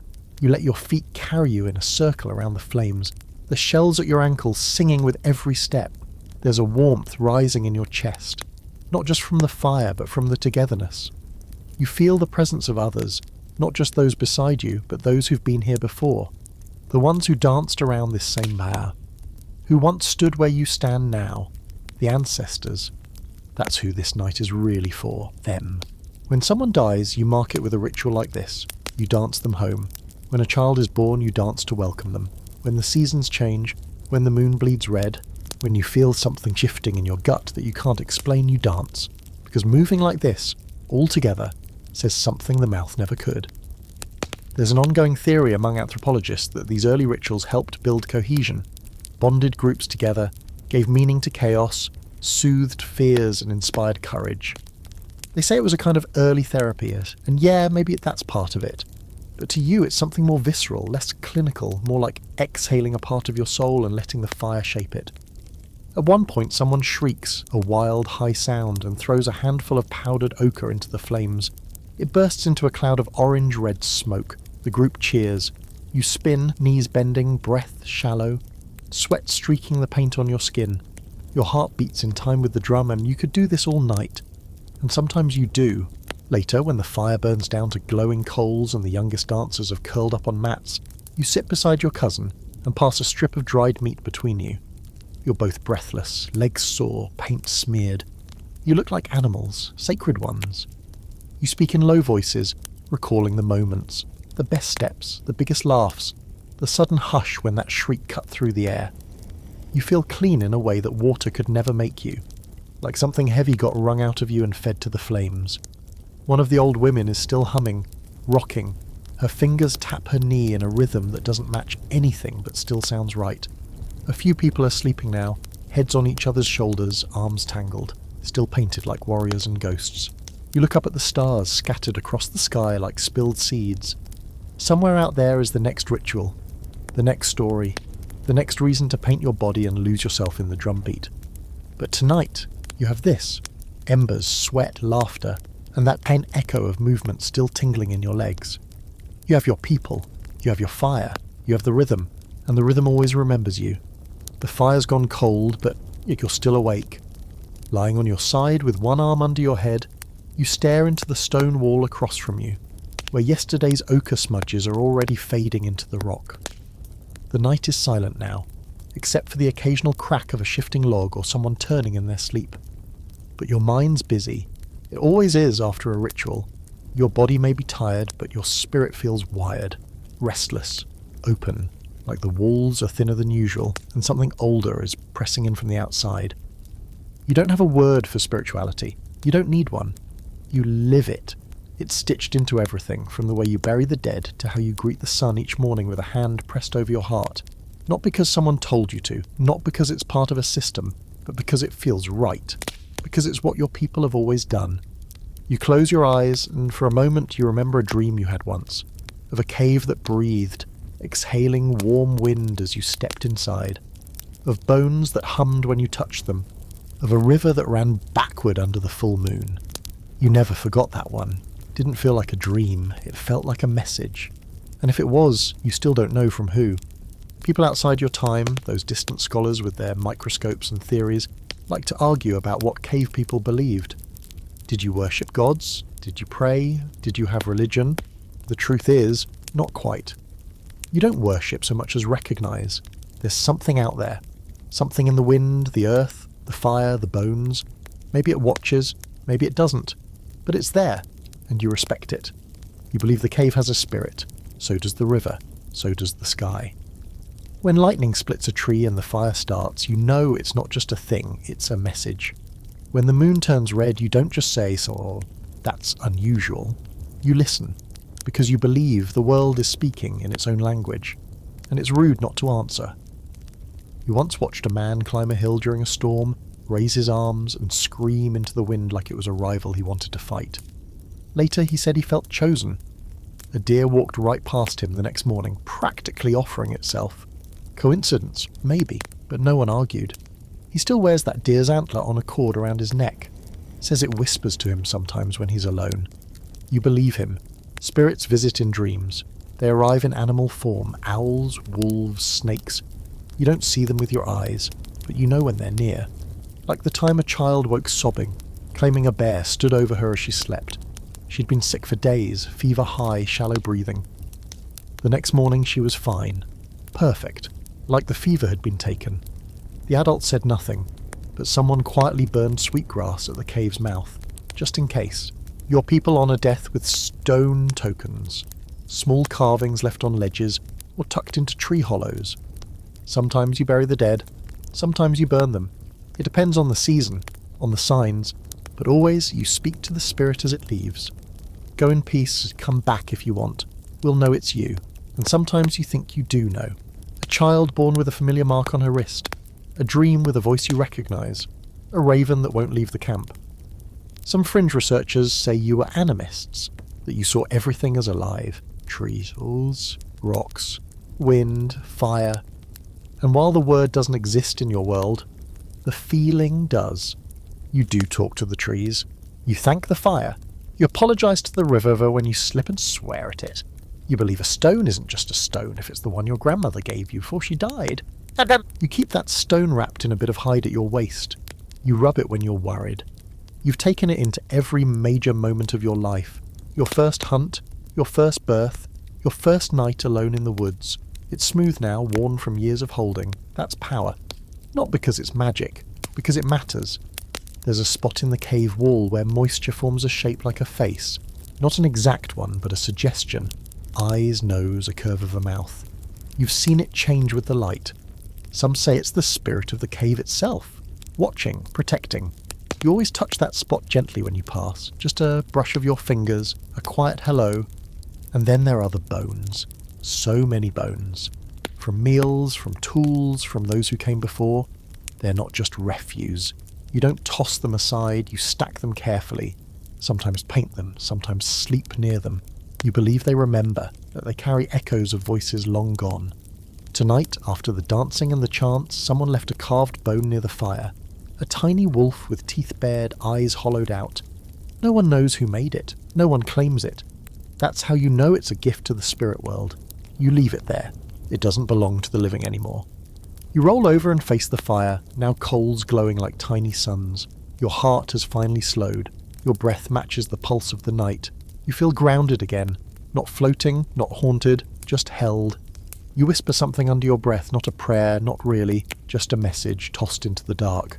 I'm here, I'm listening, remember me. Then you close your eyes, and for a moment, you think you hear the cave breathe back. You feel the cold before you open your eyes, an ache in your joints, a tightness in your chest, the way your breath fogs the air when you exhale. Morning has broken, but not gently. It's winter, and the fire didn't last the night. You reach for your fur wrap without sitting up, dragging it tighter over your shoulders, and blink into the pale blue of dawn filtering through the cave mouth. Someone's already outside, scraping frost off a flat stone with a bone blade. It sings like a tiny violin every time it hits ice. Winter changes everything. It tightens time, shortens light, shrinks the days into a handful of urgent tasks and long, heavy nights. You can't forage as freely, you can't go far, and you don't waste movement. What you do with purpose. Your group draws inward, closer to the hearth, closer to one another. It's a season of smoke, of hunger, of stillness wrapped in animal skin and stubborn hope. You sit up slowly, back cracking, knees stiff. Your muscles scream in a quiet, familiar way. You're not old, not really, but winter ages you fast. You shuffle toward the fire pit and find the last coal still faintly alive under ash. Good. That'll save you an hour. You toss in a few pine shavings and blow gently. Smoke curls up. A weak orange glow returns, like magic if you didn't know better. Your cousin joins you, arms full of dry sticks she brought in from the covered pile near the ridge. Cold enough to freeze my thoughts, she mutters, teeth chattering. You both grin without humour. You add kindling, and soon a low flame shivers up and dances. The others will stir when it grows strong enough to warm their faces. Food is tight now. You have dried meat, yes, and a few smoked fish stored in a woven basket tied high in a tree outside. But the good roots are buried too deep to reach, the greens are gone, and the mushrooms don't grow. Every bite matters. You count portions with your eyes, not your hands. When someone skips a meal, it's noticed. Not judged, just noted. You chew slowly through your breakfast, a strip of chewy venison, a handful of cold-boiled tuber from yesterday, and one shriveled berry. It's not satisfying, but it's enough. For now, the seasons rule everything, and winter rules like a cold-blooded queen. There's an ongoing scholarly debate about how deeply early humans understood seasonal patterns. Did you track time with the stars, with animal migrations, with temperature and instinct alone? You're not sure what future minds will conclude, but you know your people read the world like a book, written in frost, fur, moonlight, and the colour of bird feathers. You follow signs, the way the elk fur thickens weeks before the cold hits, the sudden silence of frogs, the behaviour of ants, and of course the sky. You track the sun's position, the moon's changing face. Your people call the longest night the wolf night, when the spirits walk low and the cave must burn all through the dark to keep them from slipping in. You prepare for winter long before it arrives. Weeks ago you helped dry meat, crush berries into paste, soak bark for fibre to patch holes in your wraps. You smoked fish, you salted hides, you made a new pair of foot wrappings from rabbit fur because your old ones were worn through, and you still barely feel ready. One woman in your group hasn't stopped coughing since the frost came. You're watching her closely. She's thinner than she should be. Last night, she barely ate. You sat beside her this morning and pressed a warm stone to her chest. She smiled, but her breath rattled like dry leaves in wind. You don't say anything yet, but you worry. Winter tests your group's cohesion. Everyone is more irritable, more sensitive, more easily offended. You've seen friendships strain over the last piece of roasted marrow. You've seen people snap and stomp off into the cold, only to return 2 hours later with frostbitten fingers and the silent admission that they were wrong. Today the goal is simple. Gather wood, check the traps, boil the last bits of marrow out of old bones. You go with 2 others down the icy path toward the stream, where a net was set 3 days ago. The snow crunches under your feet, sharp and satisfying. Your nose runs, your breath fogs, you walk fast to stay warm. The net's frozen into place, but you work together to break it free. Inside 2 small fish and something unidentifiable, slimy and sad. Not much, but something. You'll boil it with herbs to make broth. Warm liquid fills the belly, even if the calories are few. You return just as the sun reaches its highest point, low and weak, barely lighting the trees. In summer, that sun sears your skin and stretches the day wide. In winter, it's like a candle flickering from far away. Back at the cave, the children huddle under furs, noses poking out, eyes wide. One of them laughs when you bring in the fish, but it's the kind of laughter that's too loud, eager, desperate. You know that laugh. It means hunger. You pass around the fish, cleaned and roasted quickly over flame, meat falling apart. Everyone gets a bite. You eat yours without tasting it. Your mind is already on the next meal, the next wood run, the next way to stretch what little you have. But winter's not all cruelty. Sometimes the snow falls soft and quiet, like feathers. Sometimes the stars shine so clearly it hurts. Sometimes you lie on your back wrapped in fur and look up through the cave mouth to see a sky so big it makes your heart ache. In those moments, you remember why you stay, why you fight to live another day. A child falls asleep in your lap that evening. You stroke her hair absently, eyes half closed, breath matching hers. She's warm, for now. The fire crackles, the snow outside glows blue. The cave holds you close like a sheltering beast. You've made it another day, and in winter, that is everything. You can feel it before it even starts. A low tug in your belly, like a cord tightening just behind your navel. It's familiar, aware, this ache. Not sharp, not unbearable, just steady and deep, like the earth itself is whispering inside your bones. You glance up at the moon, high and round and glowing above the treetops, and think, of course it's tonight. Your cycle has returned. Again. You sigh. There's no secrecy about this in your world. No whispering, no shame. When your blood comes, it comes. You handle it. You talk about it. You prepare for it. And you move through it like everything else. Openly, honestly, sometimes miserably, sometimes with pride. You've got a pouch tucked under your fur wrap that holds strips of soft moss and cloth, dried and woven thin. Not glamorous, but it works. You reach for it automatically. You mention it to your cousin as she passes by, son, and she just nods, tossing you a knowing look. Moon's fat, she says. All of us will be bleeding by dawn. You smile faintly. It's true. Many of you cycle together, part biology, part mystery. The moon tracks you, or you track the moon. Either way, it feels like a dance. There's an old story in your group that says women carry the moon inside them, that when the moon swells it pulls your blood to the surface. When it shrinks, your body sleeps again. It's not science, but it might as well be. It makes as much sense as anything else, and it feels true. That's the important part.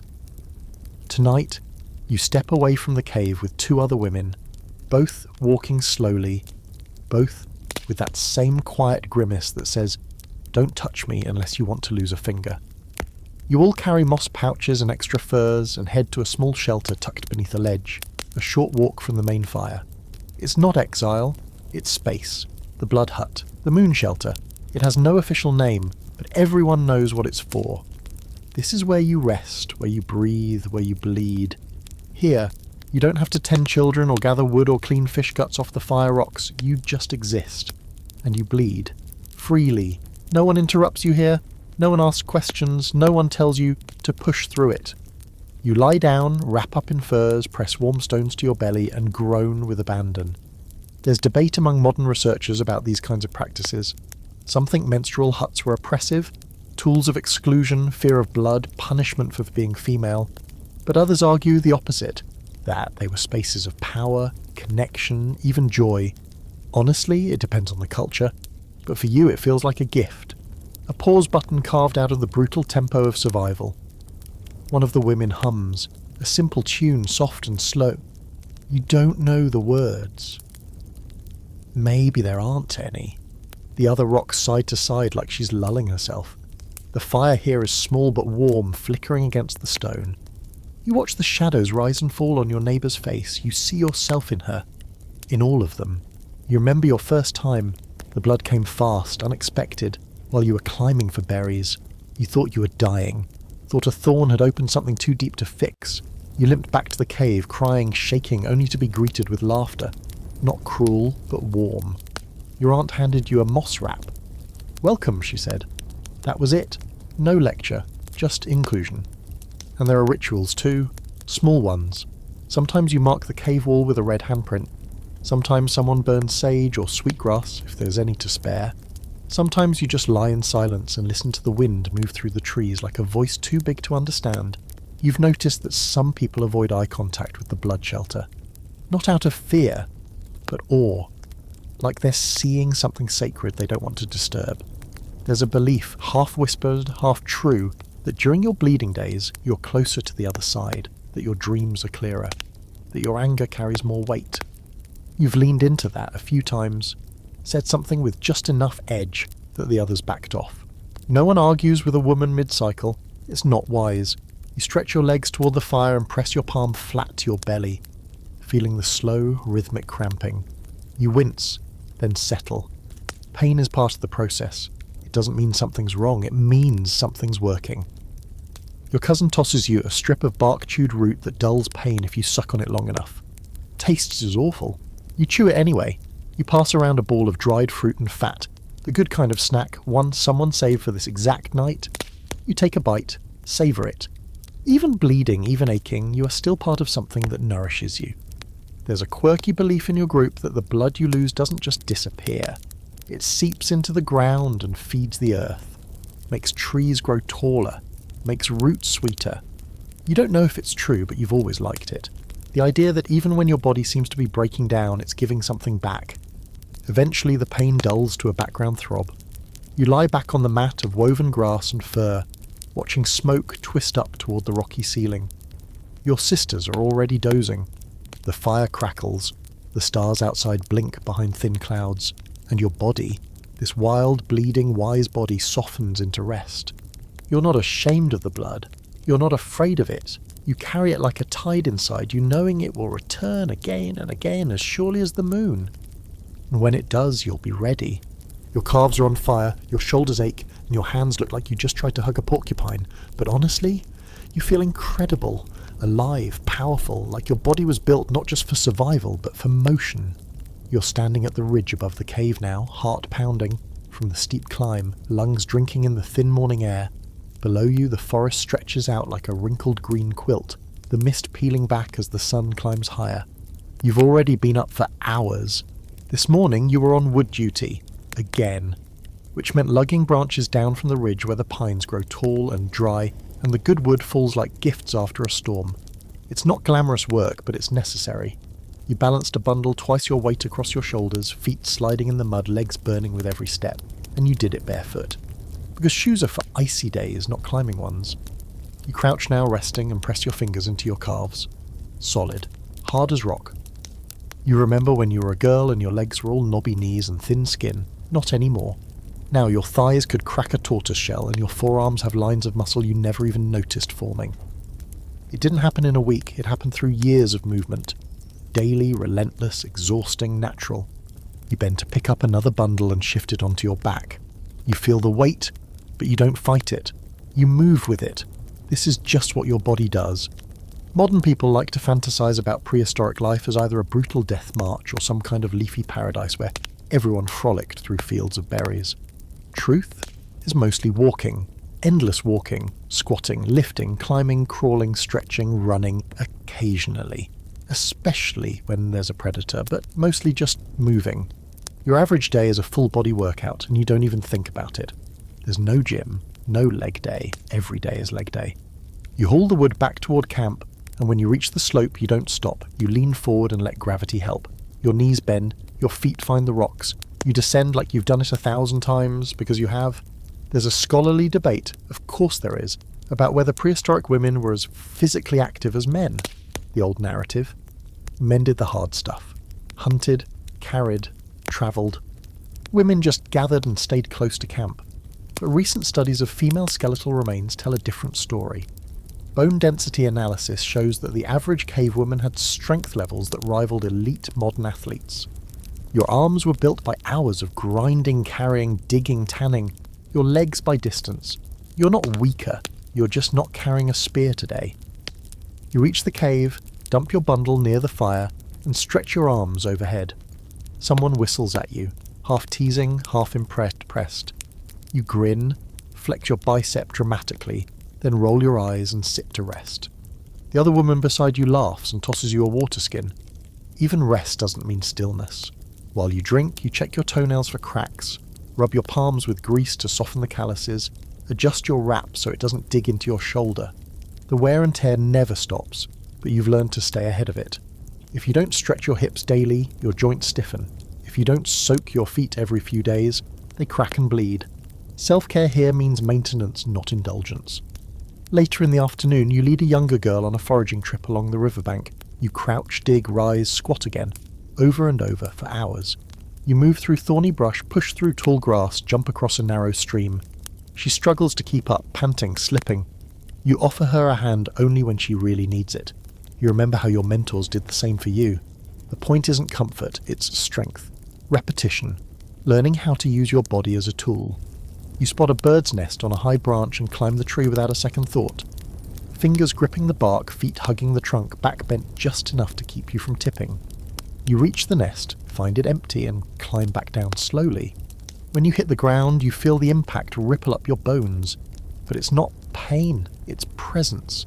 Your body reminding you it's alive. Sometimes you lie awake at night and press your fingers to your ribs, your thighs, your shoulders, just to feel the durability of yourself. You've had bruises that lasted weeks. Blisters that peeled and peeled again. Your hip bears a deep scar from when you slipped on wet stone and gashed it on a flint shard. You remember the blood, the sting, the healing. That scar taught you caution and respect for momentum. There's a quirky tradition in your group where scars are told like stories, not in boastful tones but with reverence. This one, boar tusk when I tried to save the meat sack. That one, gave birth in the snow, slipped on ice.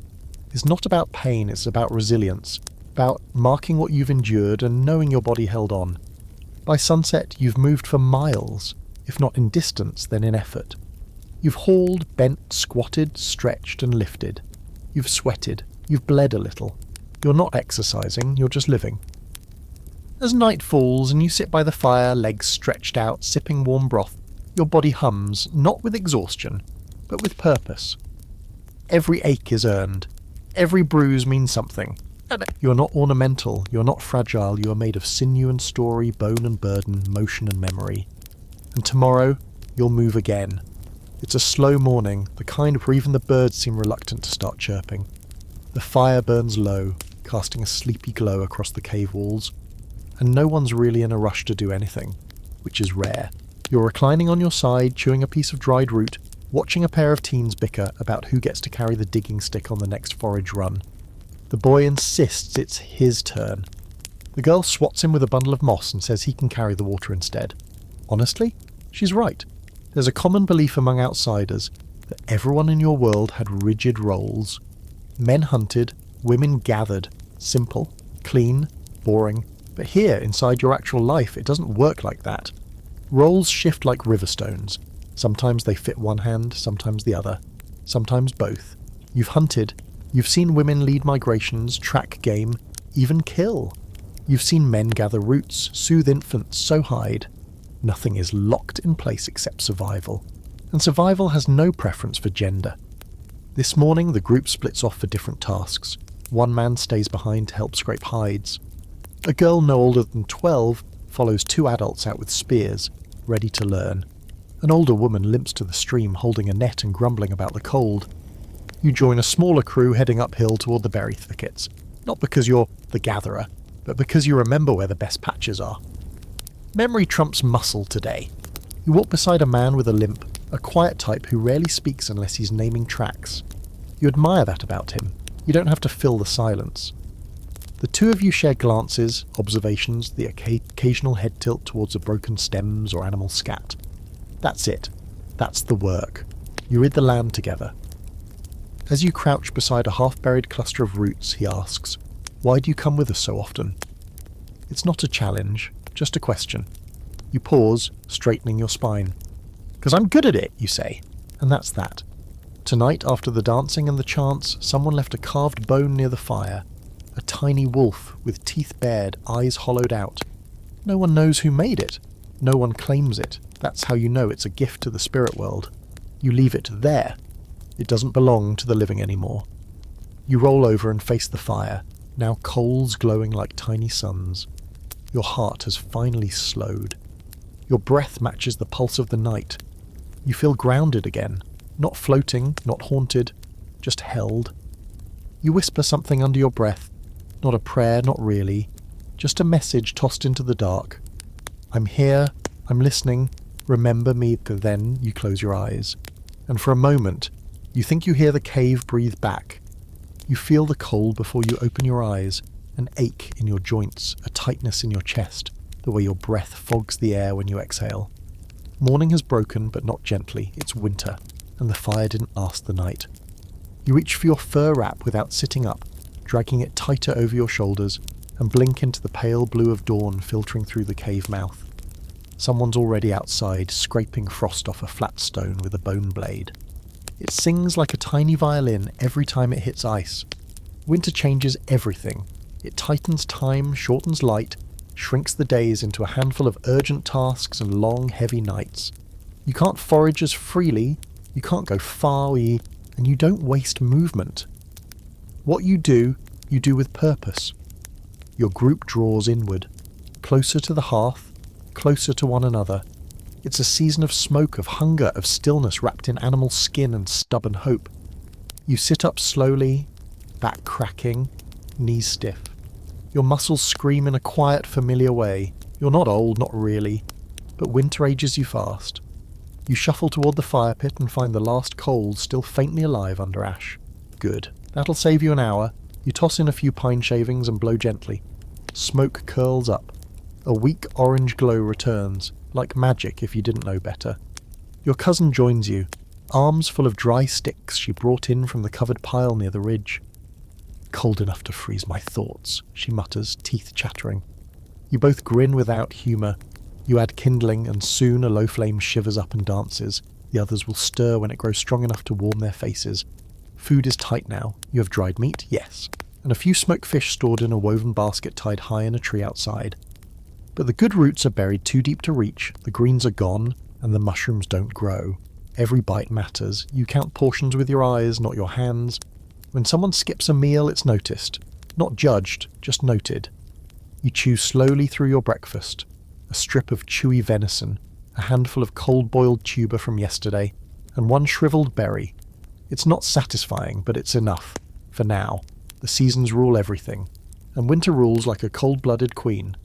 There's an ongoing scholarly debate about how deeply early humans understood seasonal patterns. Did you track time with the stars? With animal migrations? With temperature and instinct alone? You're not sure what future minds will conclude, but you know your people read the world like a book, written in frost, fur, moonlight, and the colour of bird feathers. You follow signs, the way the elk fur thickens weeks before the cold hits, the sudden silence of frogs, the behaviour of ants, and of course the sky. You track the sun's position, the moon's changing face to Ian.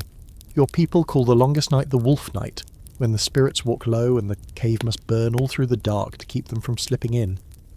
You prepare for winter long before it arrives. Weeks ago you helped dry meat, crush bundle of berries into paste, soak bark for fibre to patch holes in your wraps. You smoked fish, you salted hides, you made a new pair of foot wrappings from rabbit fur because your old ones were worn through, and you still barely feel ready. One woman in your group hasn't stopped coughing since the frost came. You're watching her closely. She's thinner than she should be. Last night she barely ate. You sat beside her this morning and pressed a warm stone to her chest. She smiled, but her breath rattled like dry leaves in wind. You don't say anything yet, but you worry. Winter tests your group's cohesion. Everyone is more irritable, more sensitive, more easily offended. You've seen friendships strain over the last piece of roasted marrow. You've seen people snap and stomp off into the cold, only to return 2 hours later with frostbitten fingers and the silent admission that they were wrong. Today the goal is simple. Gather wood, check the traps, boil the last bits of marrow out of old bones. You go with 2 others down the icy path toward the stream, where a net was set 3 days ago. The snow crunches under your feet, sharp and satisfying. Your nose runs, your breath fogs. You walk fast to stay warm. The net's frozen into place, but you work together to break it free. Inside, 2 small fish and something unidentifiable, slimy and sad. Not much, but something. You'll boil it with herbs to make broth. Warm liquid fills the belly, even if the calories are few. You return just as the sun reaches its highest point, low and weak, barely lighting the trees. In summer, that sun sears your skin and stretches the day wide. In winter, it's like a candle flickering from far away. Back at the cave, the children huddle under furs, noses poking out, eyes wide. One of them laughs when you bring in the fish, but it's the kind of laughter that's too loud, eager, desperate. You know that laugh. It means hunger. You pass around the fish, cleaned and roasted quickly over flame, meat falling apart. Everyone gets a bite. You eat yours without tasting it. Your mind is already on the next meal, the next wood run, the next way to stretch what little you have. But winter's not all cruelty. Sometimes the snow falls soft and quiet like feathers. Sometimes the stars shine so clearly it hurts.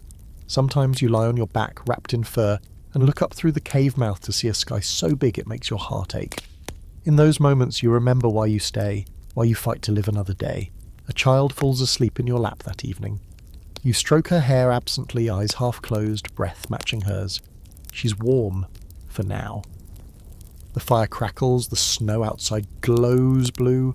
The cave holds you close like a sheltering beast. You've made it another day.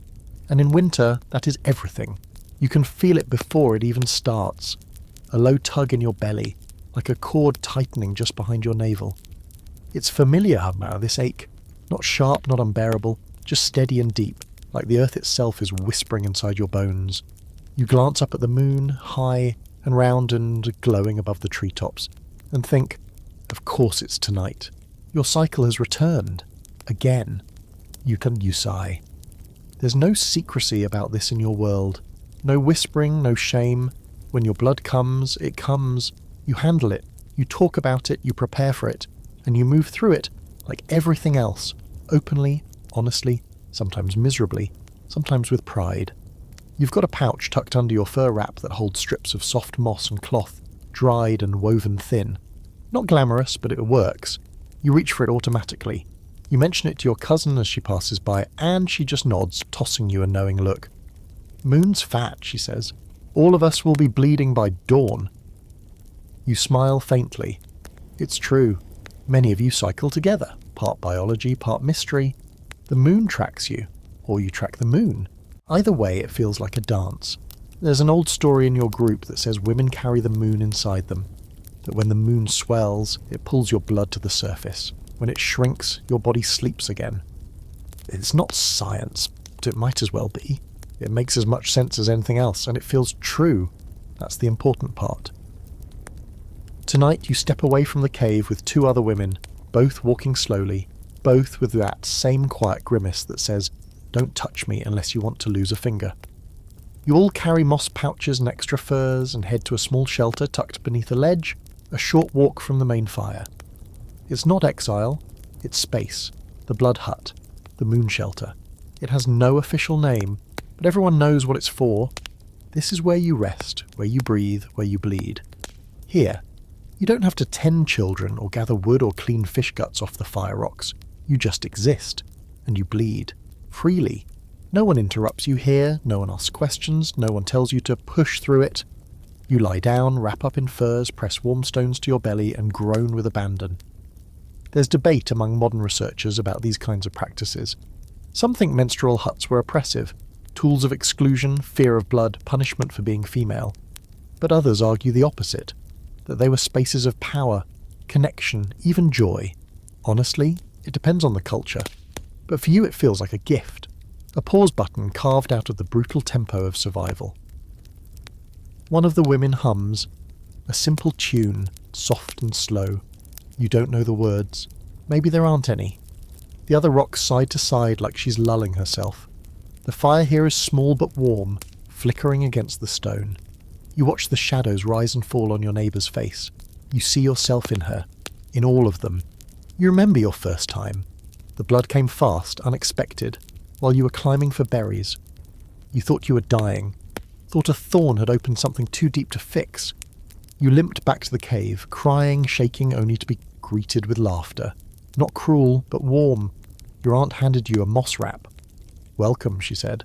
That was it. No lecture, just inclusion. And there are rituals too, small ones. Sometimes you mark the cave wall with a red handprint. Sometimes someone burns sage or sweetgrass if there's any to spare. Sometimes you just lie in silence and listen to the wind move through the trees, like a voice too big to understand. You have noticed that some people avoid eye contact with the blood shelter. Not out of fear, but awe, like they're seeing something sacred they don't want to disturb. There's a belief, half whispered, half true, that during your bleeding days you're closer to the other side, that your dreams are clearer, that your anger carries more weight. You've leaned into that a few times, said something with just enough edge that the others backed off. No one argues with a woman mid-cycle. It's not wise. You stretch your legs toward the fire and press your palm flat to your belly, feeling the slow rhythmic cramping.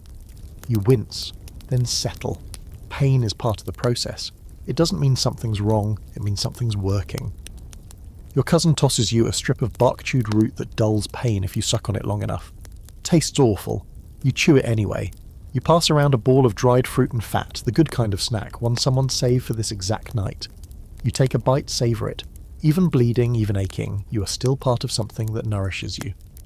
There's a quirky belief in your group that the blood you lose doesn't just disappear. It seeps into the ground and feeds the earth. Makes trees grow taller, makes roots sweeter. You don't know if it's true, but you've always liked it. The idea that even when your body seems to be breaking down, it's giving something back. Eventually, the pain dulls to a background throb. You lie back on the mat of woven grass and fur, watching smoke twist up toward the rocky ceiling. Your sisters are already dozing. The fire crackles, the stars outside blink behind thin clouds, and your body, this wild, bleeding, wise body, softens into rest. You're not ashamed of the blood. You're not afraid of it. You carry it like a tide inside you, knowing it will return again and again as surely as the moon. And when it does, you'll be ready. Your calves are on foppery, your shoulders ache, and your hands look like you just tried to hug a porcupine. But honestly, you feel incredible, alive, powerful, like your body was built not just for survival, but for motion. You're standing at the ridge above the cave now, heart pounding from the steep climb, lungs drinking in the thin morning air. Below you, the forest stretches out like a wrinkled green quilt, the mist peeling back as the sun climbs higher. You've already been up for hours. This morning you were on wood duty. Again. Which meant lugging branches down from the ridge where the pines grow tall and dry, and the good wood falls like gifts after a storm. It's not glamorous work, but it's necessary.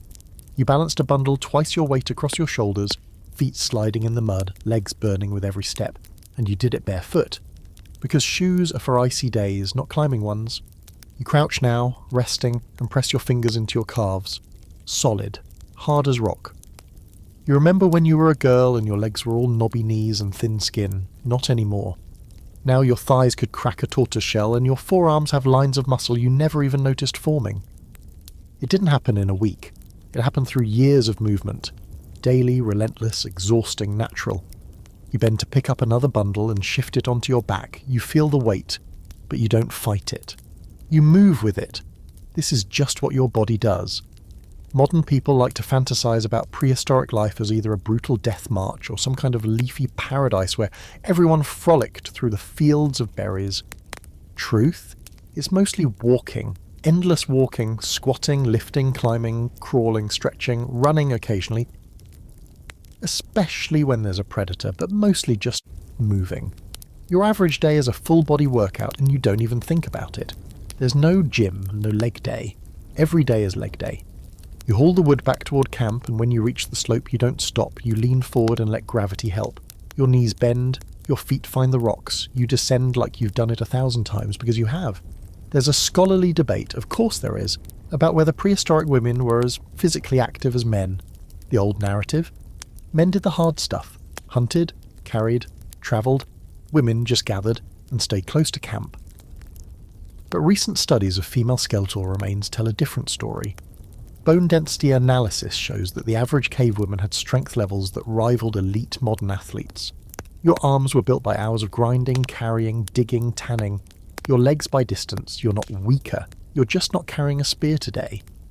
You reach the cave, dump your bundle near the fire, and stretch your arms overhead. Someone whistles at you, half teasing, half impressed. You grin, flex your bicep dramatically, then roll your eyes and sit to rest. The other woman beside you laughs and tosses you a water skin. Even rest doesn't mean dullness. While you drink, you check your toenails for cracks, rub your palms with grease to soften the calluses, adjust your wrap so it doesn't dig into your shoulder. The wear and tear never stops, but you've learned to stay ahead of it. If you don't stretch your hips daily, your joints stiffen. If you don't soak your feet every few days, they crack and bleed. Self-care here means maintenance, not indulgence. Later in the afternoon, you lead a younger girl on a foraging trip along the riverbank. You crouch, dig, rise, squat again, over and over for hours. You move through thorny brush, push through tall grass, jump across a narrow stream. She struggles to keep up, panting, slipping. You offer her hand only when she really needs it. You remember how your mentors did the same for you. The point isn't comfort, it's strength, repetition, learning how to use your body as a tool. You spot a bird's nest on a high branch and climb the tree without a second thought. Fingers gripping the bark, feet hugging the trunk, back bent just enough to keep you from tipping. You reach the nest, find it empty, and climb back down slowly. When you hit the ground, you feel the impact ripple up your bones. But it's not pain, it's presence, your body reminding you it's alive. Sometimes you lie awake at night and press your fingers to your ribs, your thighs, your shoulders, just to feel the durability of yourself. You've had bruises that lasted weeks, blisters that peeled and peeled again. Your hip bears a deep scar from when you slipped on wet stone and gashed it on a flint shard. You remember the blood, the sting, the healing. That scar taught you caution and respect for momentum. There's a quirky tradition in your group where scars are told like stories, not in boastful tones, but with reverence. This one, boar tusk, when I tried to save the meat sack. That one, gave birth in the snow, slipped on ice. It's not about pain, it's about resilience, about marking what you've endured and knowing your body held on. By sunset, you've moved for miles, if not in distance, then in effort. You've hauled, bent, squatted, stretched and lifted. You've sweated, you've bled a little. You're not exercising, you're just living. As night falls and you sit by the fire, legs stretched out, sipping warm broth, your body hums, not with exhaustion, but with purpose. Every ache is earned, every bruise means something. You are not ornamental, you are not fragile. You are made of sinew and story, bone and burden, motion and memory. And tomorrow, you'll move again. It's a slow morning, the kind where even the birds seem reluctant to start chirping. The fire burns low, casting a sleepy glow across the cave walls, and no one's really in a rush to do anything, which is rare. You're reclining on your side, chewing a piece of dried root, watching a pair of teens bicker about who gets to carry the digging stick on the next forage run. The boy insists it's his turn. The girl swats him with a bundle of moss and says he can carry the water instead. Honestly, she's right. There's a common belief among outsiders that everyone in your world had rigid roles. Men hunted, women gathered. Simple, clean, boring. But here, inside your actual life, it doesn't work like that. Roles shift like rivers of stones. Sometimes they fit one hand, sometimes the other, sometimes both. You've hunted. You've seen women lead migrations, track game, even kill. You've seen men gather roots, soothe infants, sow hide. Nothing is locked in place except survival. And survival has no preference for gender. This morning the group splits off for different tasks. One man stays behind to help scrape hides. A girl no older than 12 follows two adults out with spears, ready to learn. An older woman limps to the stream, holding a net and grumbling about the cold. You join a smaller crew heading uphill toward the berry thickets, not because you're the gatherer, but because you remember where the best patches are. Memory trumps muscle today. You walk beside a man with a limp, a quiet type who rarely speaks unless he's naming tracks. You admire that about him. You don't have to fill the silence. The two of you share glances, observations, the occasional head tilt toward the broken stems or animal scat. That's it. That's the work. You read the land together. As you crouch beside a half-buried cluster of roots, he asks, "Why do you come with us so often?" It's not a challenge, just a question. You pause, straightening your spine. "'Cause I'm good at it," you say, and that's that. You pass around water, small strips of dried meat. It's not much, but enough to say, "We see you. You're not prey." The woman speaks more than the man, says they lost someone to sickness, says the child hasn't eaten properly in 2 days, says they've walked through 3 valleys and seen no one. Not since the big storm. You believe most of it. Maybe not all, but enough. Later, as dusk falls and the cave starts to smell of boiled roots and wood smoke, the child curls against the fire and sleeps. The woman helps clean bark. The man mends a net. No one asked them to, they just knew. You nod to yourself. That's a good sign. The ones who expect to be fed without offering anything. Those are the ones you don't keep around. You think about the risks. Strangers bring new bacteria, new habits. They could be scouts for a bigger group, or they could just be people like you, desperate or tired or hoping for a break. You remember another group from a winter years back. They came hungry and left with half your meat. One of them took a blade when he thought no one was watching. You never saw them again. You still remember the rage that simmered after they were gone. How it felt like betrayal, even though it was survival. Sometimes both. But these three, they don't feel like a threat, at least not today. That night you sleep with one eye open, not from fear, just vigilance. You rest your head on your arm and keep your digging stick close. You watch the fire, you listen to the rhythm of breathing around you, who snores, who shifts, who doesn't move at all. The child coughs once in her sleep. You rise quietly and adjust the fur over her body. Her skin is hot, fevered. You tuck a cool stone near her neck. The woman sees you and nods, lips tight. You nod back. You're not family, not tribe, but for tonight, you're something close. Tomorrow, who knows? But for now, the fire is shared, and that means something. It's barely light when the child dies. She passes quietly, curled beside the fire, one tiny hand still resting on the wolf-hide cloak that someone tucked over her in the night. You feel it before you hear anything, just a shift in the cave's rhythm. The air gets thicker, stiller. The breathing slows. And then the woman's voice cuts through the silence. Not a scream, not a sob, just a sound thin and hollow, like something breaking from deep inside her chest. You move without thinking, not rushing, not shouting. You've seen death before, you've seen it many ways. Fast, violent, quiet, slow. But this kind, soft, expected, unstoppable. This kind is different. It settles on your skin like ash. The woman cradles the child in her lap, rocking back and forth, eyes squeezed shut. The man sits beside them, not touching, just watching, with his hands clenched so tight the tendons pop. No one speaks. No one needs to. Death has its own gravity. Words would just float useless in its pull. You kneel nearby. Close, but not too close. Enough to be present. Enough to say, we see this. We feel this. You're not alone. The others gather in slow waves, one by one, surrounding the small, still body. There's no rush. There never is with death. The body's not going anywhere. It can wait. And the spirit?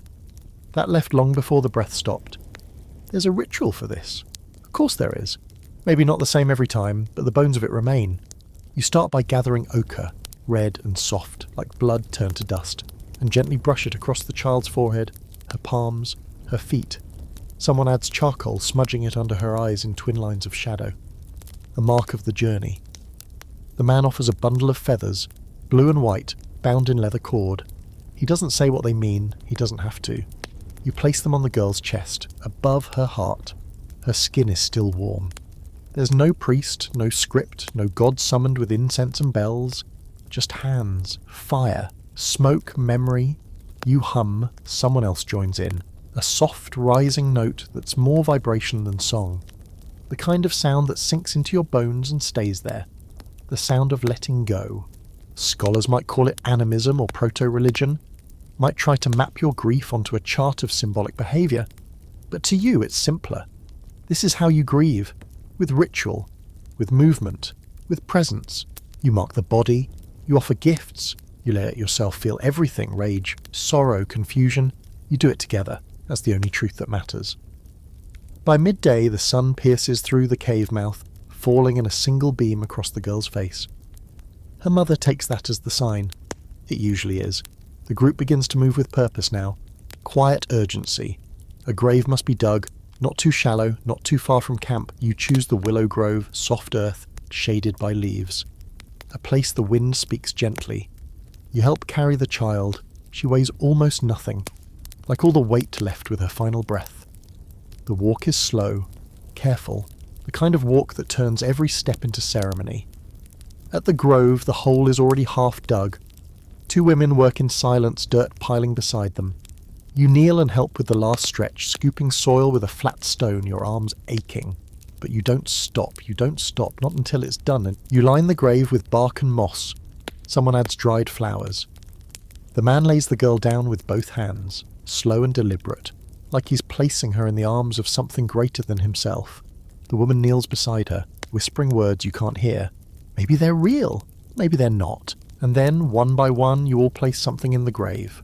A carved stone, a scrap of fur, a necklace of shell, a toy, just a stick and a feather, but one she loved. You leave your offering last. A strip of leather painted with red and white dots. It belonged to your mother once. Now it belongs to the girl. When the soil begins to fall, the sound is unbearable, dull, final. Each handful lands with a muffled thump that seems to echo inside your chest. You take your turn. You don't cry yet. Not here. Not while the work is being done. When the grave is covered, you mark it with a flat stone and press your palm into the dirt above it. Others do the same. A silent wall of hands and grief. Back at the cave, the fire is stoked higher than usual. You pass around broth and sit in silence. Grief is a strange thing in your world. It doesn't look like wailing or dramatic collapse. It looks like smaller portions, softer steps, longer hugs, fewer jokes. Someone starts a low chant near dusk. You join in, your voice hoarse. The song has no words, just vowels and breath. You repeat it until your throat aches, until your mind is blank, until all that's left is sound and sorrow. That night you sleep outside near the willow grove. The stars above you blink like they're mourning too. You don't talk to the others, you just lie on your side, eyes open, watching the wind move the branches. It's quiet, but not empty, because you're still here, and she is not, and you will carry that every day from now on.